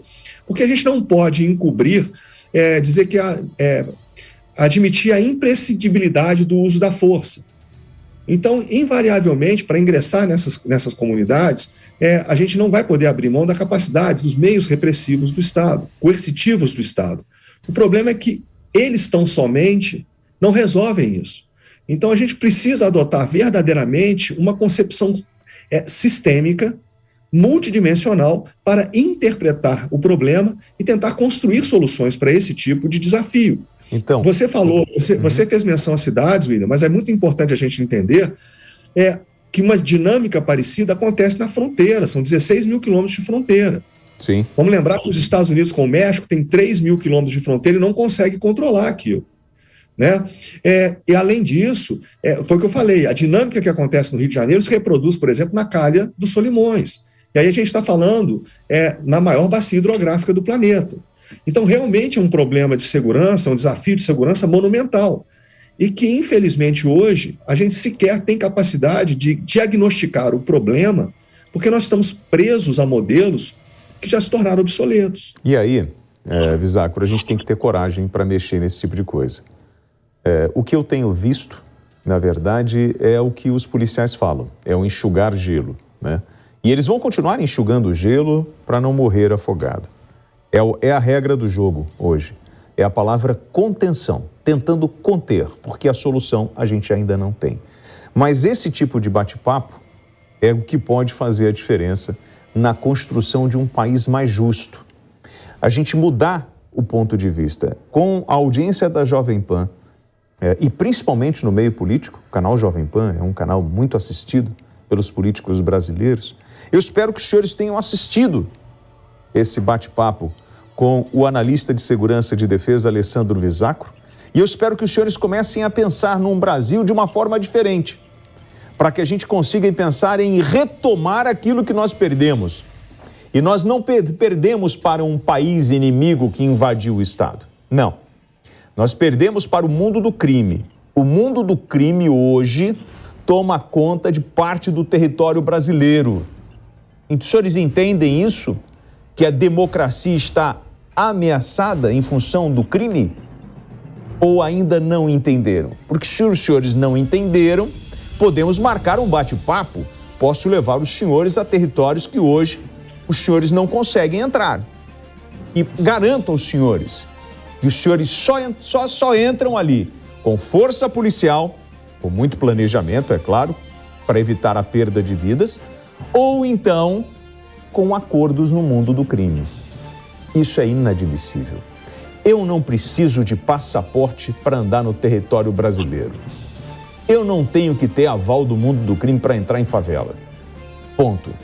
Agora, entendo também que como os senhores que hoje estão no poder não precisam entrar mais dentro de uma comunidade para sentir o cheiro desta favela que tem... Sim, a favela tem um cheiro.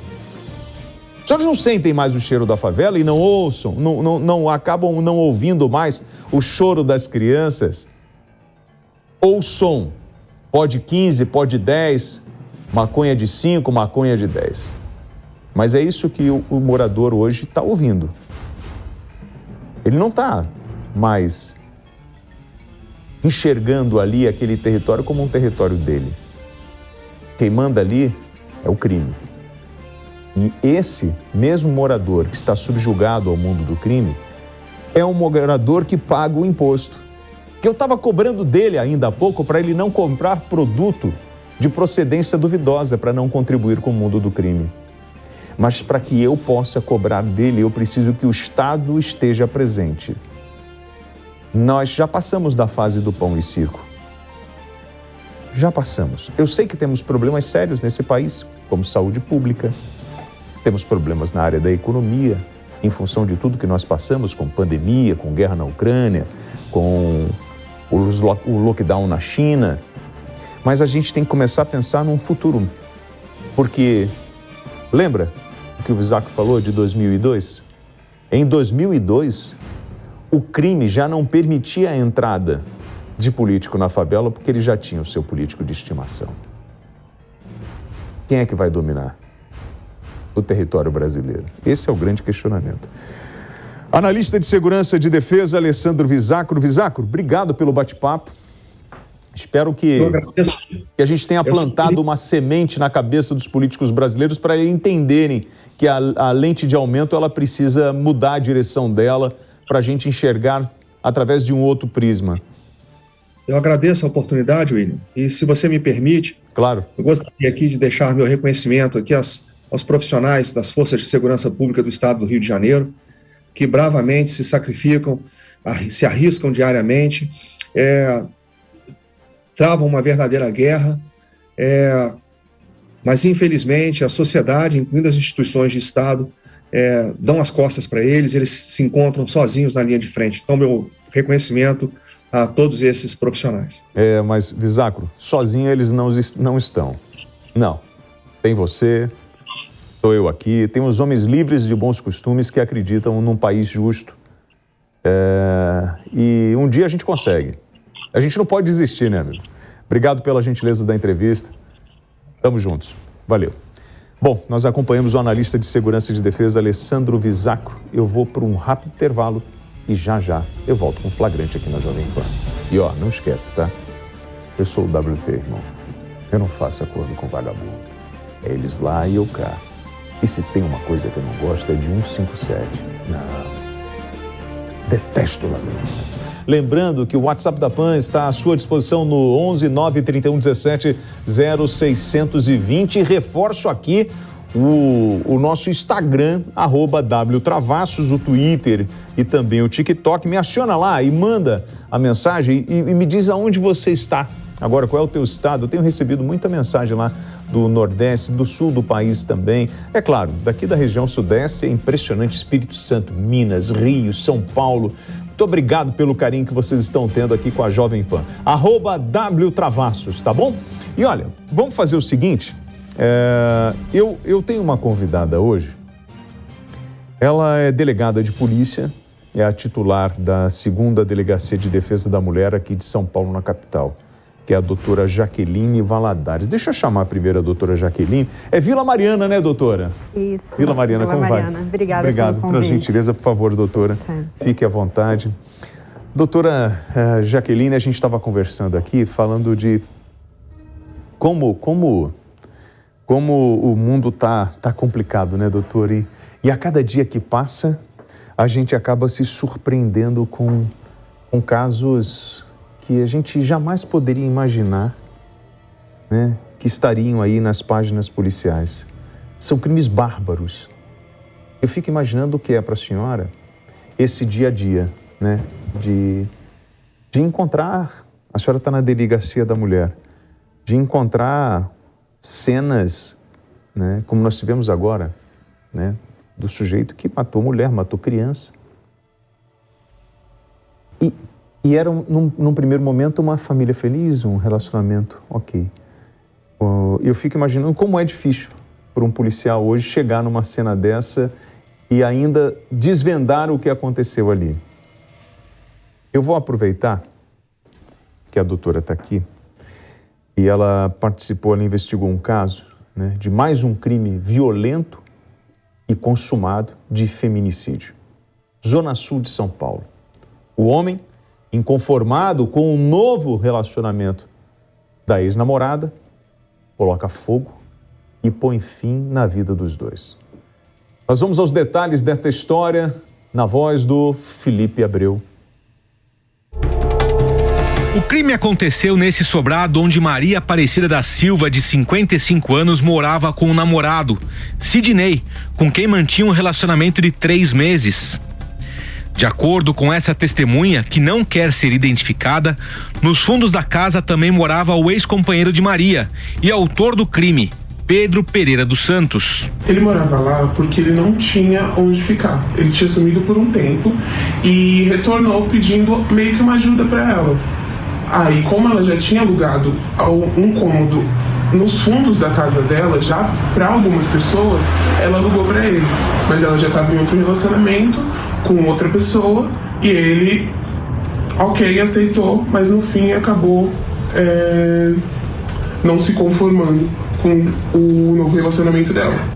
E foi no dia 14 de setembro do ano passado que Pedro jogou álcool e incendiou a ex-namorada, que estava na cama com o atual parceiro, que também foi atingido pelas chamas. Ela estava gritando muito, ela saiu do corredor da casa dela, desesperada. Ela estava só de sutiã e sem roupa, do sutiã para baixo, o corpo inteiro queimado. Desesperado, gritando e pedindo para ajudarem ela. O pessoal que estava na rua ajudou no que pôde, mas a maioria foi realmente apagar o fogo, né? Porque tem uma casa em cima dessa casa dela que poderia até comprometer também a estrutura da casa de cima. Os dois foram levados para o hospital com queimaduras graves. Márcia e Sidney não resistiram e morreram. As imagens mostram o que sobrou do imóvel. Os móveis e a estrutura foram completamente destruídos.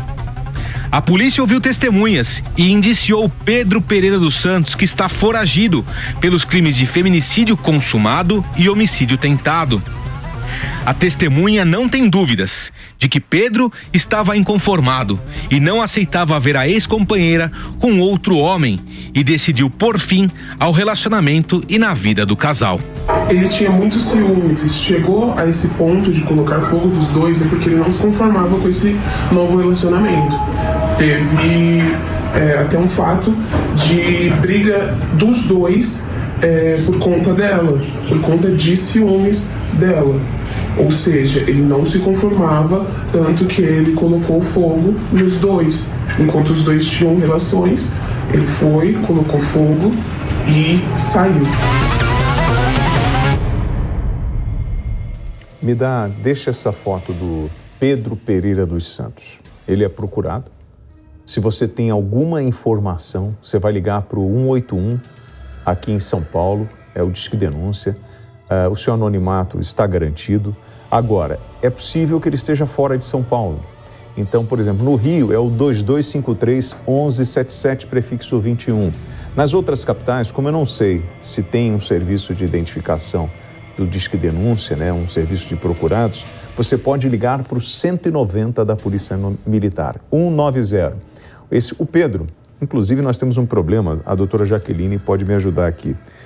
Doutora Jaque, nós temos muitos homônimos, né, no Brasil. E esse é um nome muito comum, né? Comum. Por incrível que pareça. Se eu digitei o nome dele, apareceu vários aqui. É um nome extremamente comum. Por isso a gente entendeu relevante a divulgação da foto para para que pessoas que tenham contato noticiem, porque como você bem destacou, as últimas informações que nós tivemos é que ele teria fugido para Bahia. Para Bahia. Então, onde ele teria familiares. Atenção, senhores que acompanham agora o programa Flagrante, que estão na Bahia, eu peço aos senhores que se reconhecerem esse senhor, por favor, não faça nada a não ser ligar para o 190 da Polícia Militar. Esse senhor está sendo procurado. Ele não aceitava o relacionamento, ela já estava com outro namorado, é isso, doutora? Isso, exatamente. As informações que nós obtivemos durante as investigações foram nesse sentido, de que eles já teriam terminado o relacionamento, porém ele retornou quando ela já estava em outro relacionamento. A princípio ele teria só pedido abrigo para ela teria cedido um quartinho na parte de trás da casa. Ele aproveitou dessa confiança e tacou fogo no casal. Então ele ele pede para retornar, não para um relacionamento, mas para morar na casa. Ela abriga ele e ela na verdade está com o seu novo companheiro deitada, né? E aí, a reportagem fala sobre isso, né? Que eles estavam namorando na hora, doutora, ou não? Ou estavam dormindo? Eu consegui entrevistar o namorado dela ainda em vida. Eu fui até o hospital, ele ficou 77 dias internado antes de falecer. Por isso, até a princípio, o indiciamento foi em relação a ele com homicídio tentado, mas depois a gente aditou para o homicídio consumado, porque na época do indiciamento ele ainda estava vivo. Mas ele faleceu posteriormente em decorrência de problemas relacionados às queimaduras. Mas na época, quando eu conversei com ele no hospital, ele não entrou nesse detalhe se eles estavam mantendo relações, mas as testemunhas falaram que a vítima saiu seminua. Então, algumas vítimas supõem que eles poderiam estar se relacionando quando ele entrou, ou pode ter sido também uma tentativa dela de se livrar das chamas, porque ele tacou fogo principalmente na parte de baixo deles. Da cintura para baixo. Da cintura para baixo. As maiores queimaduras dos dois foram da cintura para baixo. E a gente também não sabe se foi aonde ele conseguiu atingir, né? Ou se foi uma coisa intencional também. A gente não sabe em que circunstâncias. Agora, imagine os senhores que você fica 77 dias, né, internado, numa situação, sofrendo com queimaduras, você perde a tua companheira, isso porque um lunático ciumento resolve agir. Ele já tinha apresentado algum distúrbio na sua investigação? Isso aparece? Ele já tinha apresentado algum comportamento agressivo? A vítima não tinha nenhum boletim de ocorrência registrado contra ele, porém, familiares e outras testemunhas relataram que já havia um histórico de abusividade nesse relacionamento, xingamentos, comportamentos mais violentos, porém nunca houve um registro anterior desses fatos. Doutora, vamos lá. E aí, essa parte é uma parte muito difícil, né? Que a gente está falando de relacionamento. Então, o que pode e o que não pode? Porque muito fala assim, o que acontece entre quatro paredes vale tudo, é o que o casal está combinando. Sim. Mas se você está num relacionamento e percebeu que aquilo está extrapolando a sua vontade, é o momento que eu tenho que buscar ajuda? Sim. É isso? William, a gente fala que os pequenos sinais devem ser detectados pela mulher ou por pessoas próximas ali. Pequenos sinais, eu digo, um controle excessivo, então controle da roupa, não quer que saia com determinada roupa, não quer que saia com determinadas pessoas. Alguns companheiros não querem mais que a vítima estude, não querem que trabalhe, querem cortar a proximidade com relacionamento com familiares. E aí, a partir desses pequenos gestos, ele começa a fazer dela uma refém, começa a isolá-la do contato com outras pessoas da sociedade, com familiares, com amigos, e a partir daí inicia o que a gente chama que é o ciclo da violência, que é aquele primeiro momento em que ocorrem agressões, mas, na verdade, discussões. Sim. Essas discussões evoluem para um segundo momento, que é a agressão, que pode ir desde uma agressão verbal, que é um xingamento, uma ameaça, a agressão física. E isso tende a evoluir para um terceiro momento, que é muito complicado quando se fala em violência doméstica, que é denominado de lua de mel, que é o momento em que o agressor, ele pede perdão, ele diz que aquilo não vai se repetir, sim, promete entrar para a igreja, promete fazer tratamento, faz N promessas. E a vítima perdoa, reata, permite que ele volte, como de repente foi o caso dessa vítima que permitiu o retorno, não reatou o relacionamento, mas permitiu que ele ficasse abrigado lá, porque ele não tinha onde morar naquele momento.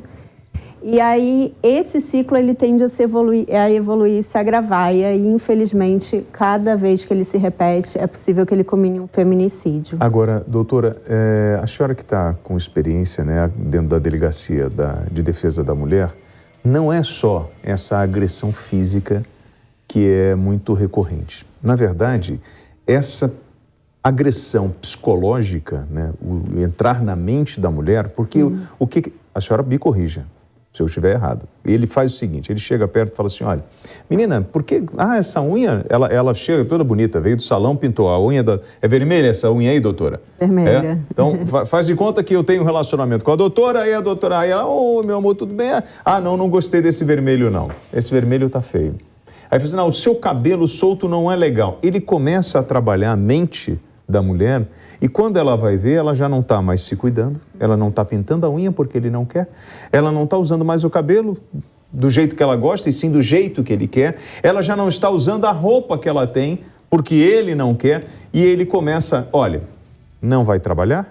Ou eu vou dizer a hora que você vai entrar ou vai sair, ou eu vou te buscar no trabalho. Começa esse terror psicológico, doutora, ele é muito traumático para as vítimas de uma agressão.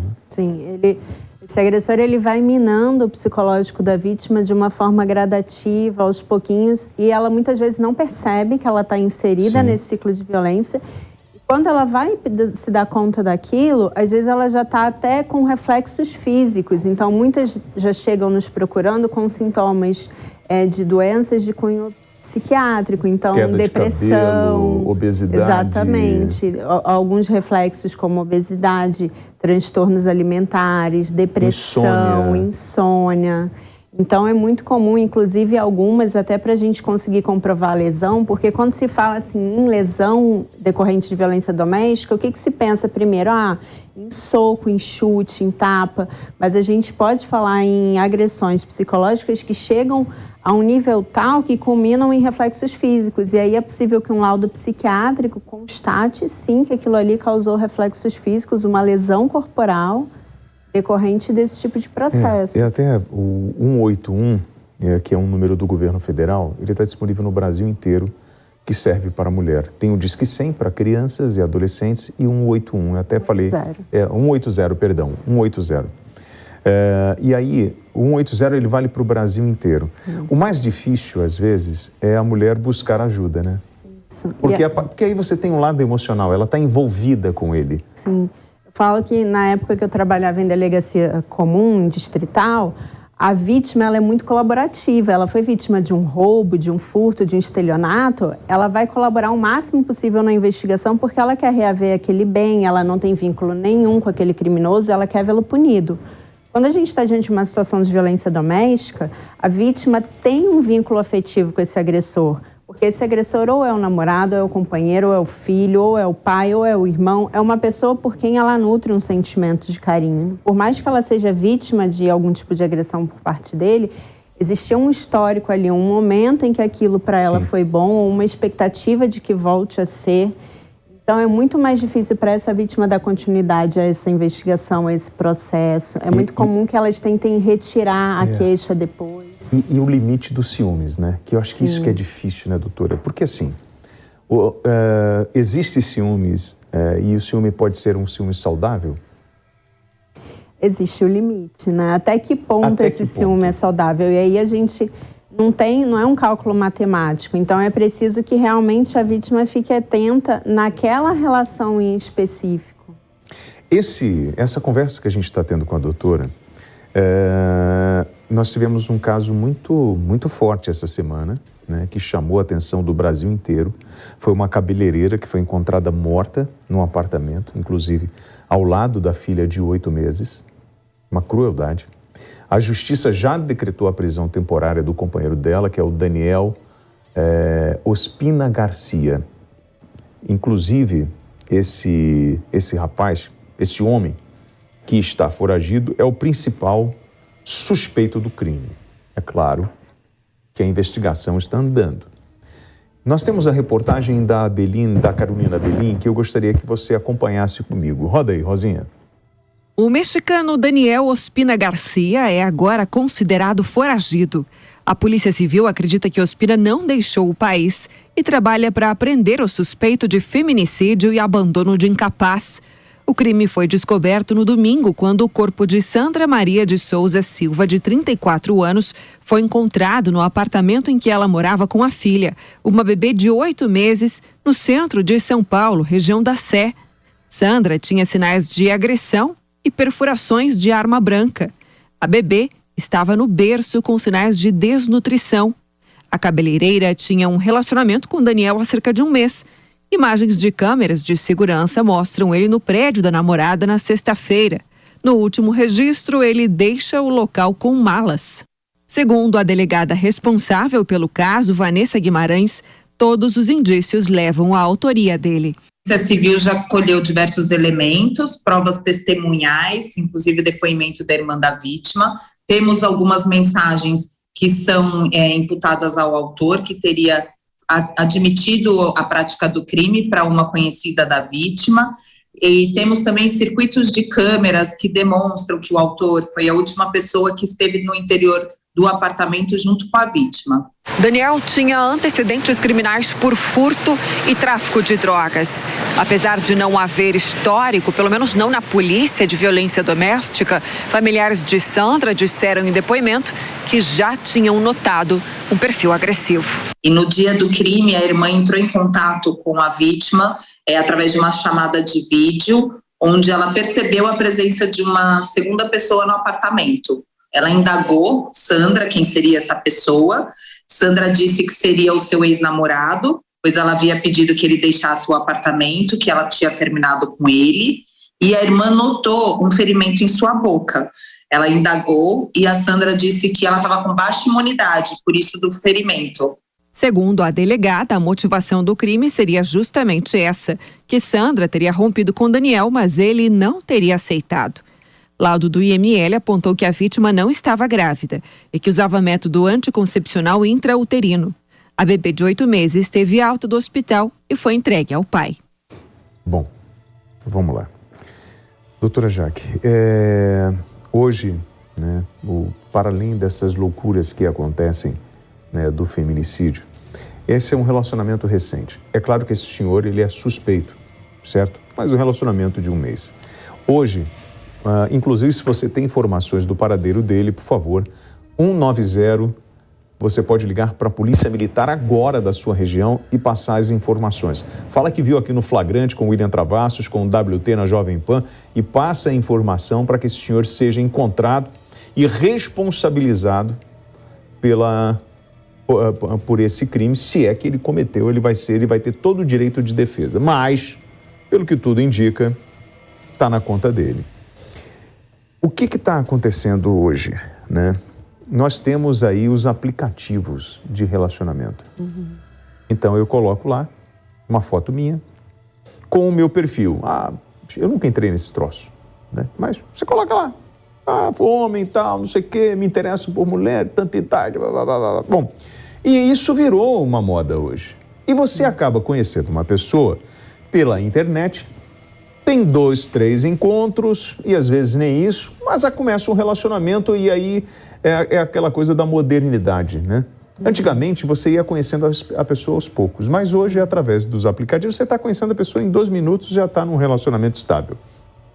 Só que você não sabe, nesse caso, esse senhor tinha uma passagem já tinha um histórico de violência.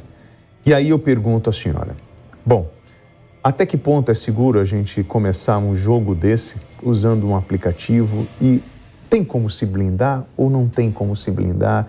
E o que a gente pode fazer? O que a mulher pode fazer? Quais são os sinais que podem indicar que uma pessoa é possessiva? São esses do controle da rotina da pessoa? Sim. Quando termina a lua de mel? Então, o problema desse ciclo é que essa lua de mel nunca termina. Ele vai terminar, infelizmente, quando ou acontecer uma tragédia ou quando a vítima se perceber ali inserida e pôr um fim nesse ciclo, porque o agressor ele vai ter sempre essas estratégias para tentar ludibriar e quebrar essa tentativa da vítima de terminar o relacionamento. Mas essas questões de relacionamentos por aplicativos, realmente isso é algo que vem chegando nas delegacias. É mesmo? A gente tem questões muito relevantes relacionadas, por exemplo, a uma terminologia que é chamada de sextorção.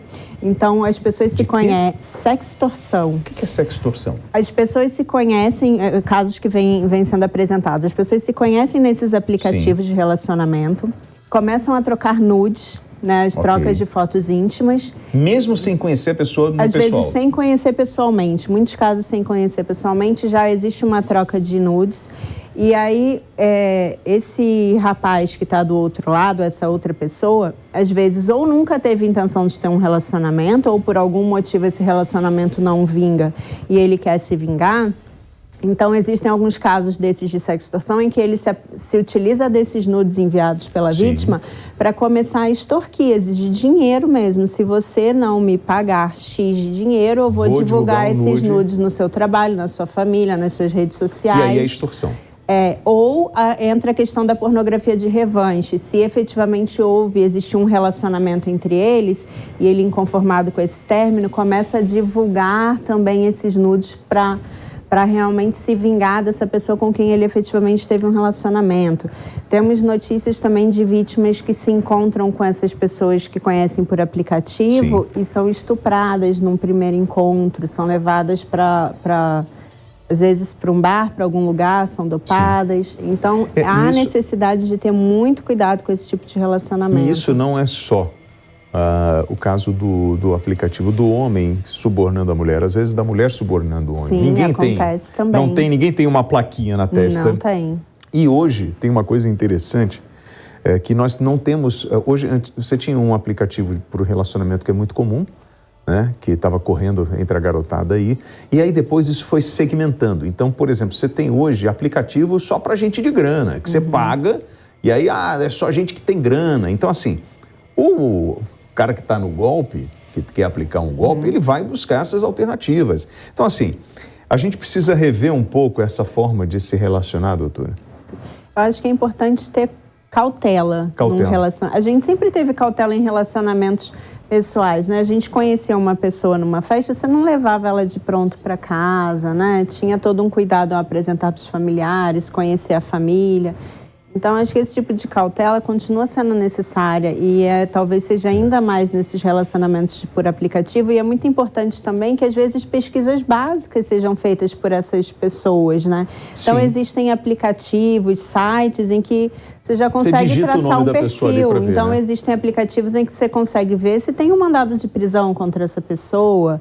Você tem aplicativos que você consegue verificar se existem registros criminais. Então, esse tipo de pesquisa é importante. Tem um colega, eu não vou falar aqui, mas enfim, esse menino entrou num negócio de um aplicativo, né? Você sabe, lembra assim, não foi?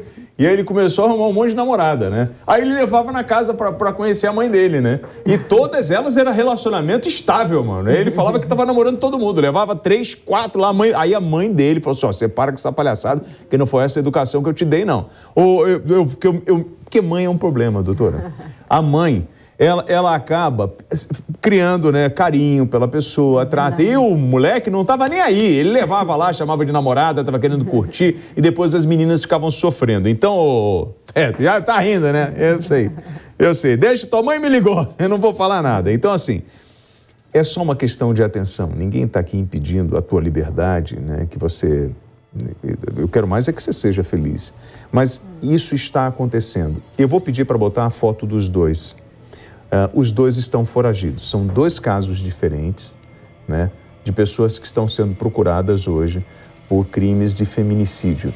Então, se você tem alguma informação, do primeiro é o Pedro, né? Isso. Ele pode estar na Bahia. A senhora sabe em que região da Bahia? Não sabe ainda. A última informação que a gente teve é que ele teria fugido para a Bahia. Então, você liga para o 190, tá? E o outro também, que aqui em São Paulo. Os 2 crimes aconteceram e precisam de uma resposta. Eu costumo dizer, doutora, que quando a gente começa a mostrar... Não precisa mostrar, não. Mostra a foto, Rosinha, mostra a foto. Porque isso dá uma catucada. Entendeu? De repente ele vê, ou alguém vê, é um frentista, é um cara da padaria. Porque um cara desse, ele não consegue se esconder muito tempo. Ele vai buscar, às vezes, refúgio na casa de um parente, de um amigo, vai tentar ir para a área, zona rural, né? Teve um que nós pegamos outro dia aqui, que ele foi trabalhar numa fazenda. Sabe, doutor?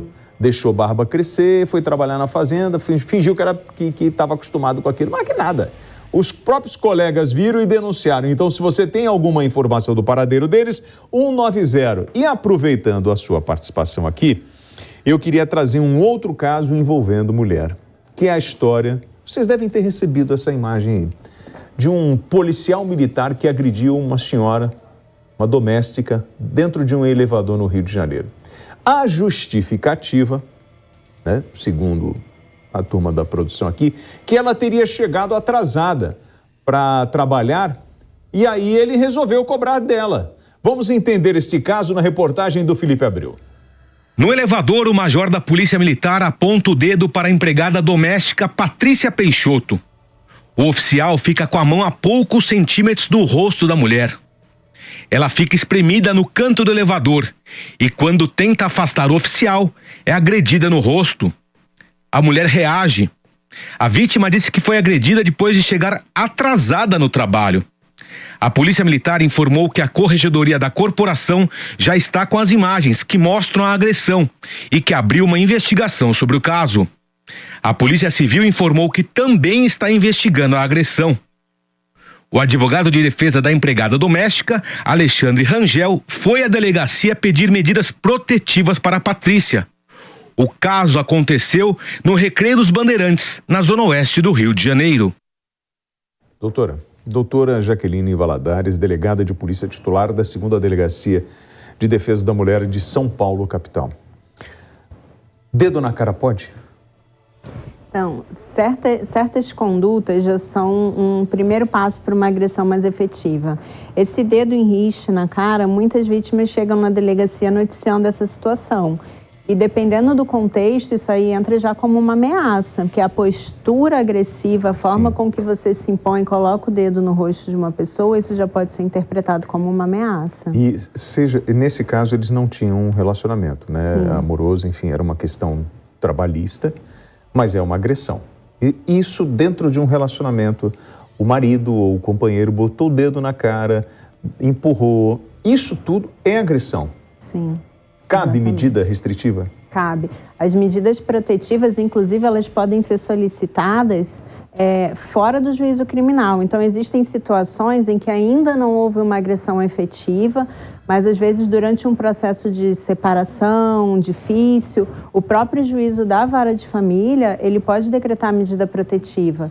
Muito comum a medida protetiva ela está associada a processos criminais, então a vítima solicitar na delegacia de polícia, mas não precisa esperar acontecer um crime para solicitar a medida protetiva. Meu marido começou a brigar, botar dedo na minha cara, eu pode ir lá na sua delegacia, é Vila Mariana, né? Isso. Doutora, hoje o Estado garante a essa mulher o acolhimento? As medidas protetivas, elas são extremamente efetivas, William. A maior parte dos casos de feminicídio acontecem com vítimas que não tinham medidas protetivas deferidas em seu favor, né, contra o agressor. Inclusive, infelizmente, esses casos que a gente está se deparando hoje são 2 situações de feminicídio em que não havia uma medida protetiva.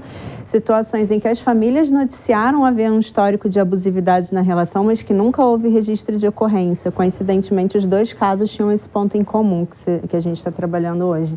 Então, as medidas protetivas, elas são uma proteção efetiva do Estado, elas funcionam bastante.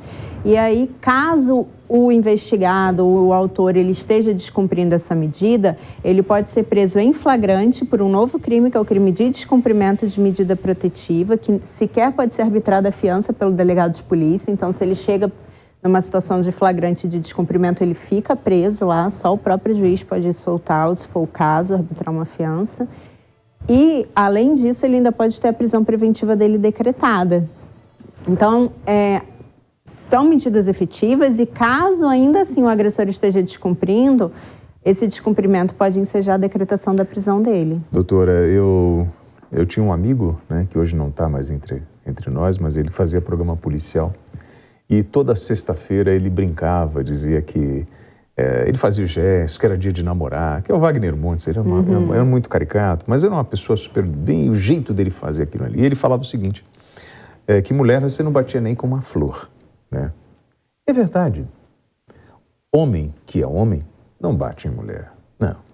Dá carinho, dá amor, respeita a individualidade da mulher.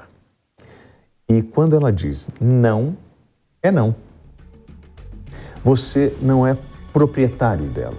Você entende disso? O homem que acha que domina uma mulher, que manda uma mulher, eu vou te contar, irmão, tu é um maior otário. Porque você não manda nem domina ninguém. Você não controla a tua respiração, bobão. Você acha que você vai controlar a mulher? Não. Então trate bem do seu patrimônio. Ou melhor, do seu patrimônio não. Ela não é seu patrimônio. Trate bem do seu amor, da sua companheira, da sua parceira, daquela que vai estar com você nas dificuldades e também nas alegrias. Ela não é seu patrimônio. Nunca foi. E você não é proprietário dela. Tá bom? E lembre-se, se você der bobeira, aparece um cara mais carinhoso. E aí depois não adianta ficar irritadinho. Tá legal? Você sabe que eles ficam irritados. De repente a audiência até cai agora. Eles mudam de canal, eles ficam irritados. Porque homem ciumento é uma desgraça. Você sabe disso, né, doutora?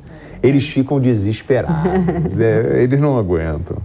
Doutora Jaqueline, nós conversamos aqui. A doutora Jaqueline Valadares é da Delegacia de Polícia titular, né, da Delegacia de Defesa da Mulher daqui de São Paulo, capital. Eu queria agradecer a gentileza da sua entrevista. Espero que esse nosso bate-papo ajude aquela mulher hoje que está enfrentando dificuldades dentro do seu lar. E tenha certeza, minha amiga, que tudo passa, tá? Inclusive, esse traste que está te maltratando, se ele continuar ou se você já está no seu limite, vai à delegacia. Percebeu que não está legal, procure ajuda. Vá a uma delegacia de atendimento à mulher, ligue para o 180, para um 181, 181, que é o atendimento que vale para o Brasil inteiro, e vamos juntos, tá? Construir um país mais justo, com mais respeito a essas senhoras e evitar crimes tão bárbaros que estão acontecendo aí. Obrigado, doutora, pela gentileza, tá? Foi ótimo estar aqui com a senhora. E vamos seguir em frente. Se a senhora precisar de alguma coisa, conta com a gente. Eu torço pra gente meter uma cadeia nesse R2 aí. Tá bom? Tamo juntos. O que foi? Não, vou pro intervalo. Não, minha mãe já mandou um monte de mensagem. Minha mãe falou assim, você para de falar de bandido aí, dá uma dá uma receita de pão de ló. Você sabe fazer pão de ló, Rose, hein? Não? Tem receita aí de quê? De que é, Lin? Como é que é? Mocotó? Não, tá. Não, mocotó é bom. Você gosta de mocotó, doutora? Eu gosto. Daqui a pouco tem receita de mocotó. Vamos pro intervalo e vamos pro Flagrante. A verdade na tela. Flagrante. Estamos de volta com o Flagrante aqui na Jovem Pan News. Explosão em posto de gasolina. Vocês viram essa imagem? Algo impressionante. Você vai ver junto comigo, né? É mais uma explosão num posto de combustíveis durante o abastecimento de GNV, o gás natural veicular. Um homem ficou gravemente ferido e ele é arremessado com o deslocamento do ar. Você vai ver como o corpo dele é projetado. Ele abre o porta-malas e o carro explode. Dá uma olhada aí, ó. As imagens de uma câmera de segurança do estabelecimento mostram o dono do veículo, Mário da Penha, de 67 anos, ao lado da mulher, de fora do veículo, na parte da frente do carro, onde o GNV é abastecido. Minutos depois, Mário vai para a parte de trás do carro, abre o porta-malas e acontece a explosão. O homem é arremessado com força e cai no chão. O teto do posto também desaba e os destroços caem por cima do casal. Mário da Penha foi levado para o Hospital Municipal Salgado Filho, no Meier, na mesma região, com quadro de saúde gravíssimo. Ele sofreu fraturas expostas em diversos membros do corpo. Já a mulher, Andréia, foi levada para outra unidade de saúde e está estável. Um funcionário do posto contou que o cilindro de gás do carro estava enferrujado. A polícia recolheu o item que está sendo analisado. Bom, eu lembro que, sei lá, deve ter uns 10 anos, houve uma grande explosão, né, na região metropolitana do Rio, em São Gonçalo. O carro explodiu e abriu um buraco no posto de combustíveis. E eu conversei com um especialista em gás natural veicular, que é o Márcio Pascoal, especialista em GNV. Márcio, muito boa tarde. Você está me ouvindo, Márcio? Boa tarde, William. Estou te ouvindo muito bem. Bom, obrigado por ter atendido o jornalismo da Jovem Pan News. Eu lembro que quando eu conversei com você, no caso que aconteceu no Rio de Janeiro, o senhor falou para mim o seguinte: olha, William, isso pode ser, por exemplo, um cilindro não certificado, porque a tecnologia de fabricação de um cilindro de GNV é a mesma tecnologia da fabricação de uma bomba. Então, a possibilidade dele explodir é mínima. Agora, se ele foi feito de uma forma clandestina, ou se aquela ligação é feita de uma forma clandestina, pode acontecer esse tipo de coisa, e é muito comum, nas áreas mais afastadas, você encontrar gente que está colocando o botijão de cozinha para poder rodar com o carro. Não é isso, Márcio? É mais ou menos isso. O enredo, ele se repete. No caso do botijão de cozinha, ele não consegue nem abastecer 2 minutos no GNV, que não aguenta a pressão. O botijão de cozinha é um aço muito mais fino, né, e é costurado. Então ele não aguenta a pressão do GNV. Já a fabricação de um cilindro de GNV é de uma parede que tem quase 1 centímetro de espessura. Márcio, né? Márcio, eu vou pedir uma gentileza para afastar um pouco o seu microfone da boca. Só um pouquinho, porque ele tá... Isso, eu acho que vai ficar melhor assim. Porque vocês estão vendo, tá distorcendo um pouquinho. Testa para mim, por favor. Tá, vamos ver. Tá bom agora? Melhorou um pouco, sim. Melhorou? Então vou até falar um pouquinho mais baixo. Tá, a espessura, então, do cilindro, ele é a mesma tecnologia da fabricação de uma bomba, ô Márcio? Não vamos colocar bem de uma bomba. Não, sim. No passado, sim, Mas a tecnologia de fabricação é a mesma tecnologia usada para a fabricação de cilindros de oxigênio, por exemplo. A fabricação. Já o teste que o cilindro de GNV passa são testes muito mais rigorosos do que o cilindro de oxigênio, por exemplo, porque tem muita diferença de um cilindro de oxigênio para um cilindro de GNV. Uma dessas diferenças é a quantidade de abastecimento que sofre um cilindro de GNV. Um taxista ele pode abastecer esse cilindro 2, 3 vezes ao dia. Já um cilindro de oxigênio que fica no hospital ou que fica numa empresa de solda, ele não abastece 2, 3 vezes por dia. Então, hoje a norma 11439, que obriga os testes dos cilindros de GNV, é uma norma espetacular. Ela sofre vários testes justamente para a segurança da instalação do GNV no carro. Esse enredo que eu falei no início, que ele se repete dessas explosões, geralmente é cilindro proveniente de carro roubado, né? Você citou aí que no passado, em 2017, nós tivemos a explosão de um carro num posto em São Gonçalo, onde levou a óbito a dona do carro. Inclusive, eu tenho essa imagem, Márcio. Quer ver? Tem a imagem aí de 2017? A gente já conseguiu. Se tiver a imagem de 2017, a gente mostra aqui já aqui no flagrante. Essa é a imagem. Mesmo. Essa mesmo. Essa daí levou a óbito a dona do carro, uma senhora que estava dentro do carro, que inclusive é uma recomendação sair do carro na hora do abastecimento. Nesse caso aí, essa recomendação não foi cumprida e o marido dela ficou ferido. Esse caso daí especificamente, o cilindro que estourou, ele estava instalado numa Spintax que foi roubada em São João de Meriti. Então, o que acontece? Do roubo do carro, né, do cilindro, até a instalação no carro novo, a gente não sabe o que acontece. Então, geralmente, a perícia mostra que é um cilindro que passou por incêndio, né? Então, o carro pegou fogo, aquele carro que foi roubado pegou fogo, o cilindro também deveria estar no carro, pegou fogo, acabou perdendo as propriedades mecânicas desse cilindro, e aí o cilindro volta para o mercado de forma clandestina, né? E acaba acontecendo esse tipo de acidente.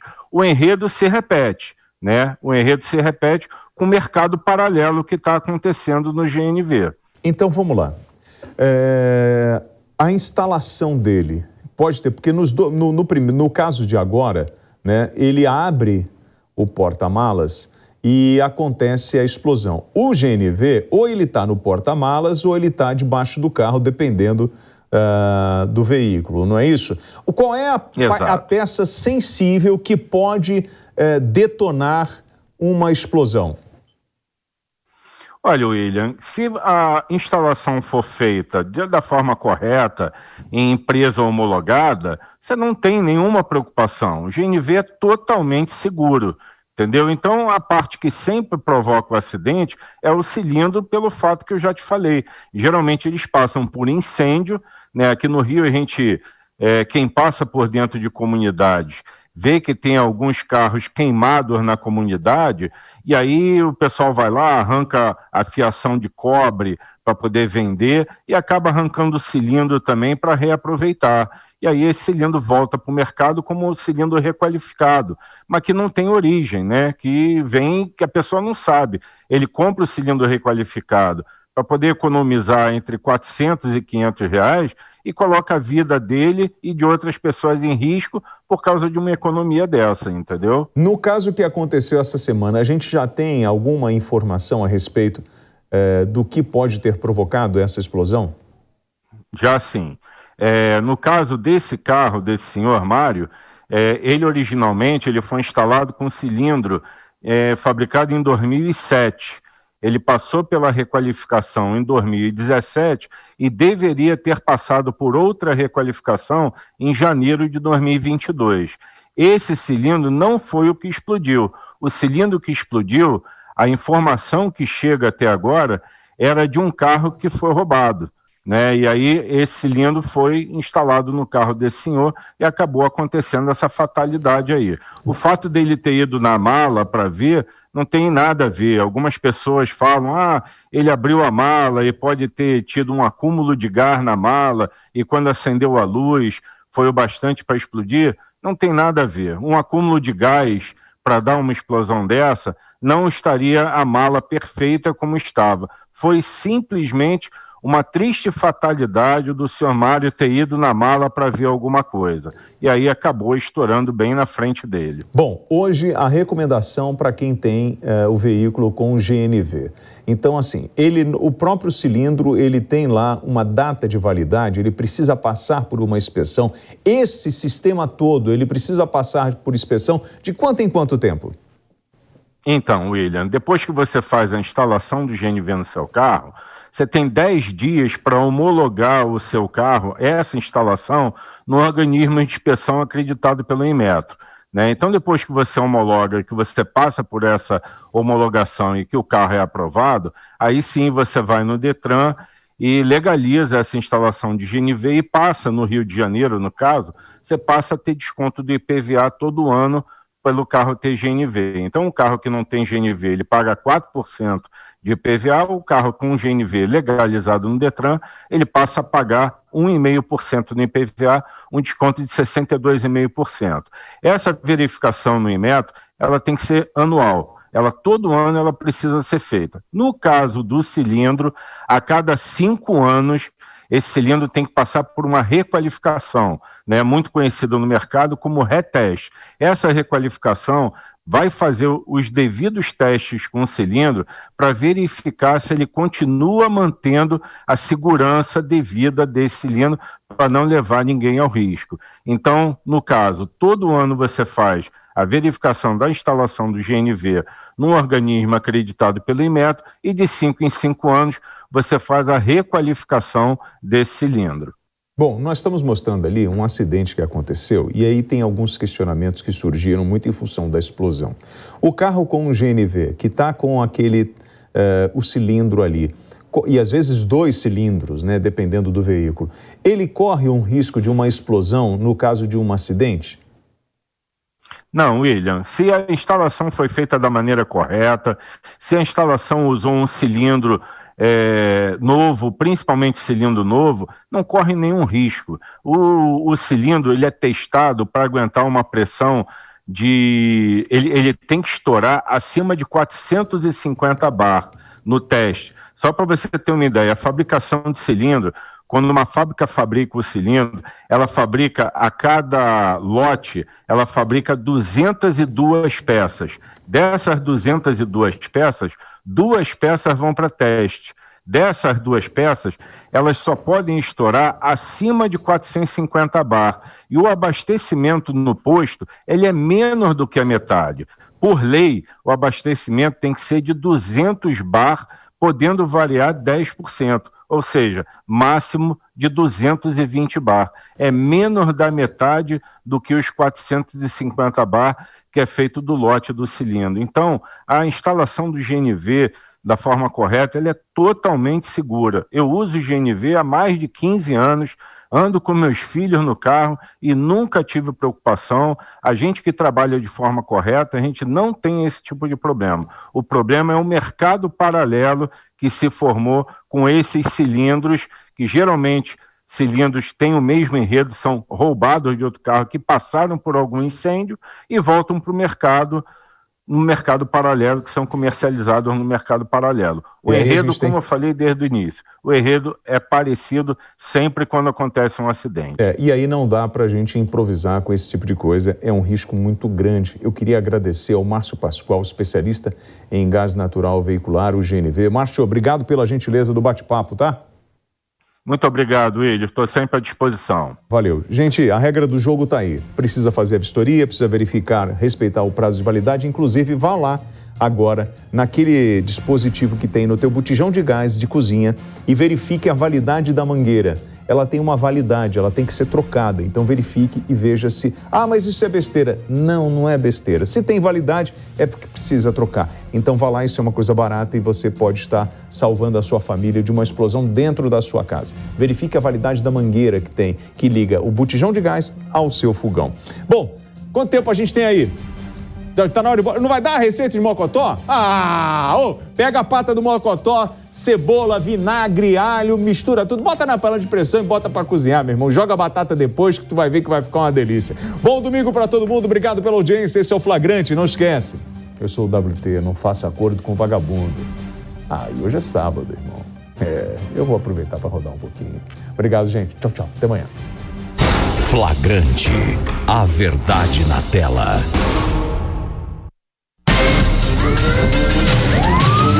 Flagrante. A opinião dos nossos comentaristas não reflete necessariamente a opinião do Grupo Jovem Pan de Comunicação. Realização Jovem Pan News.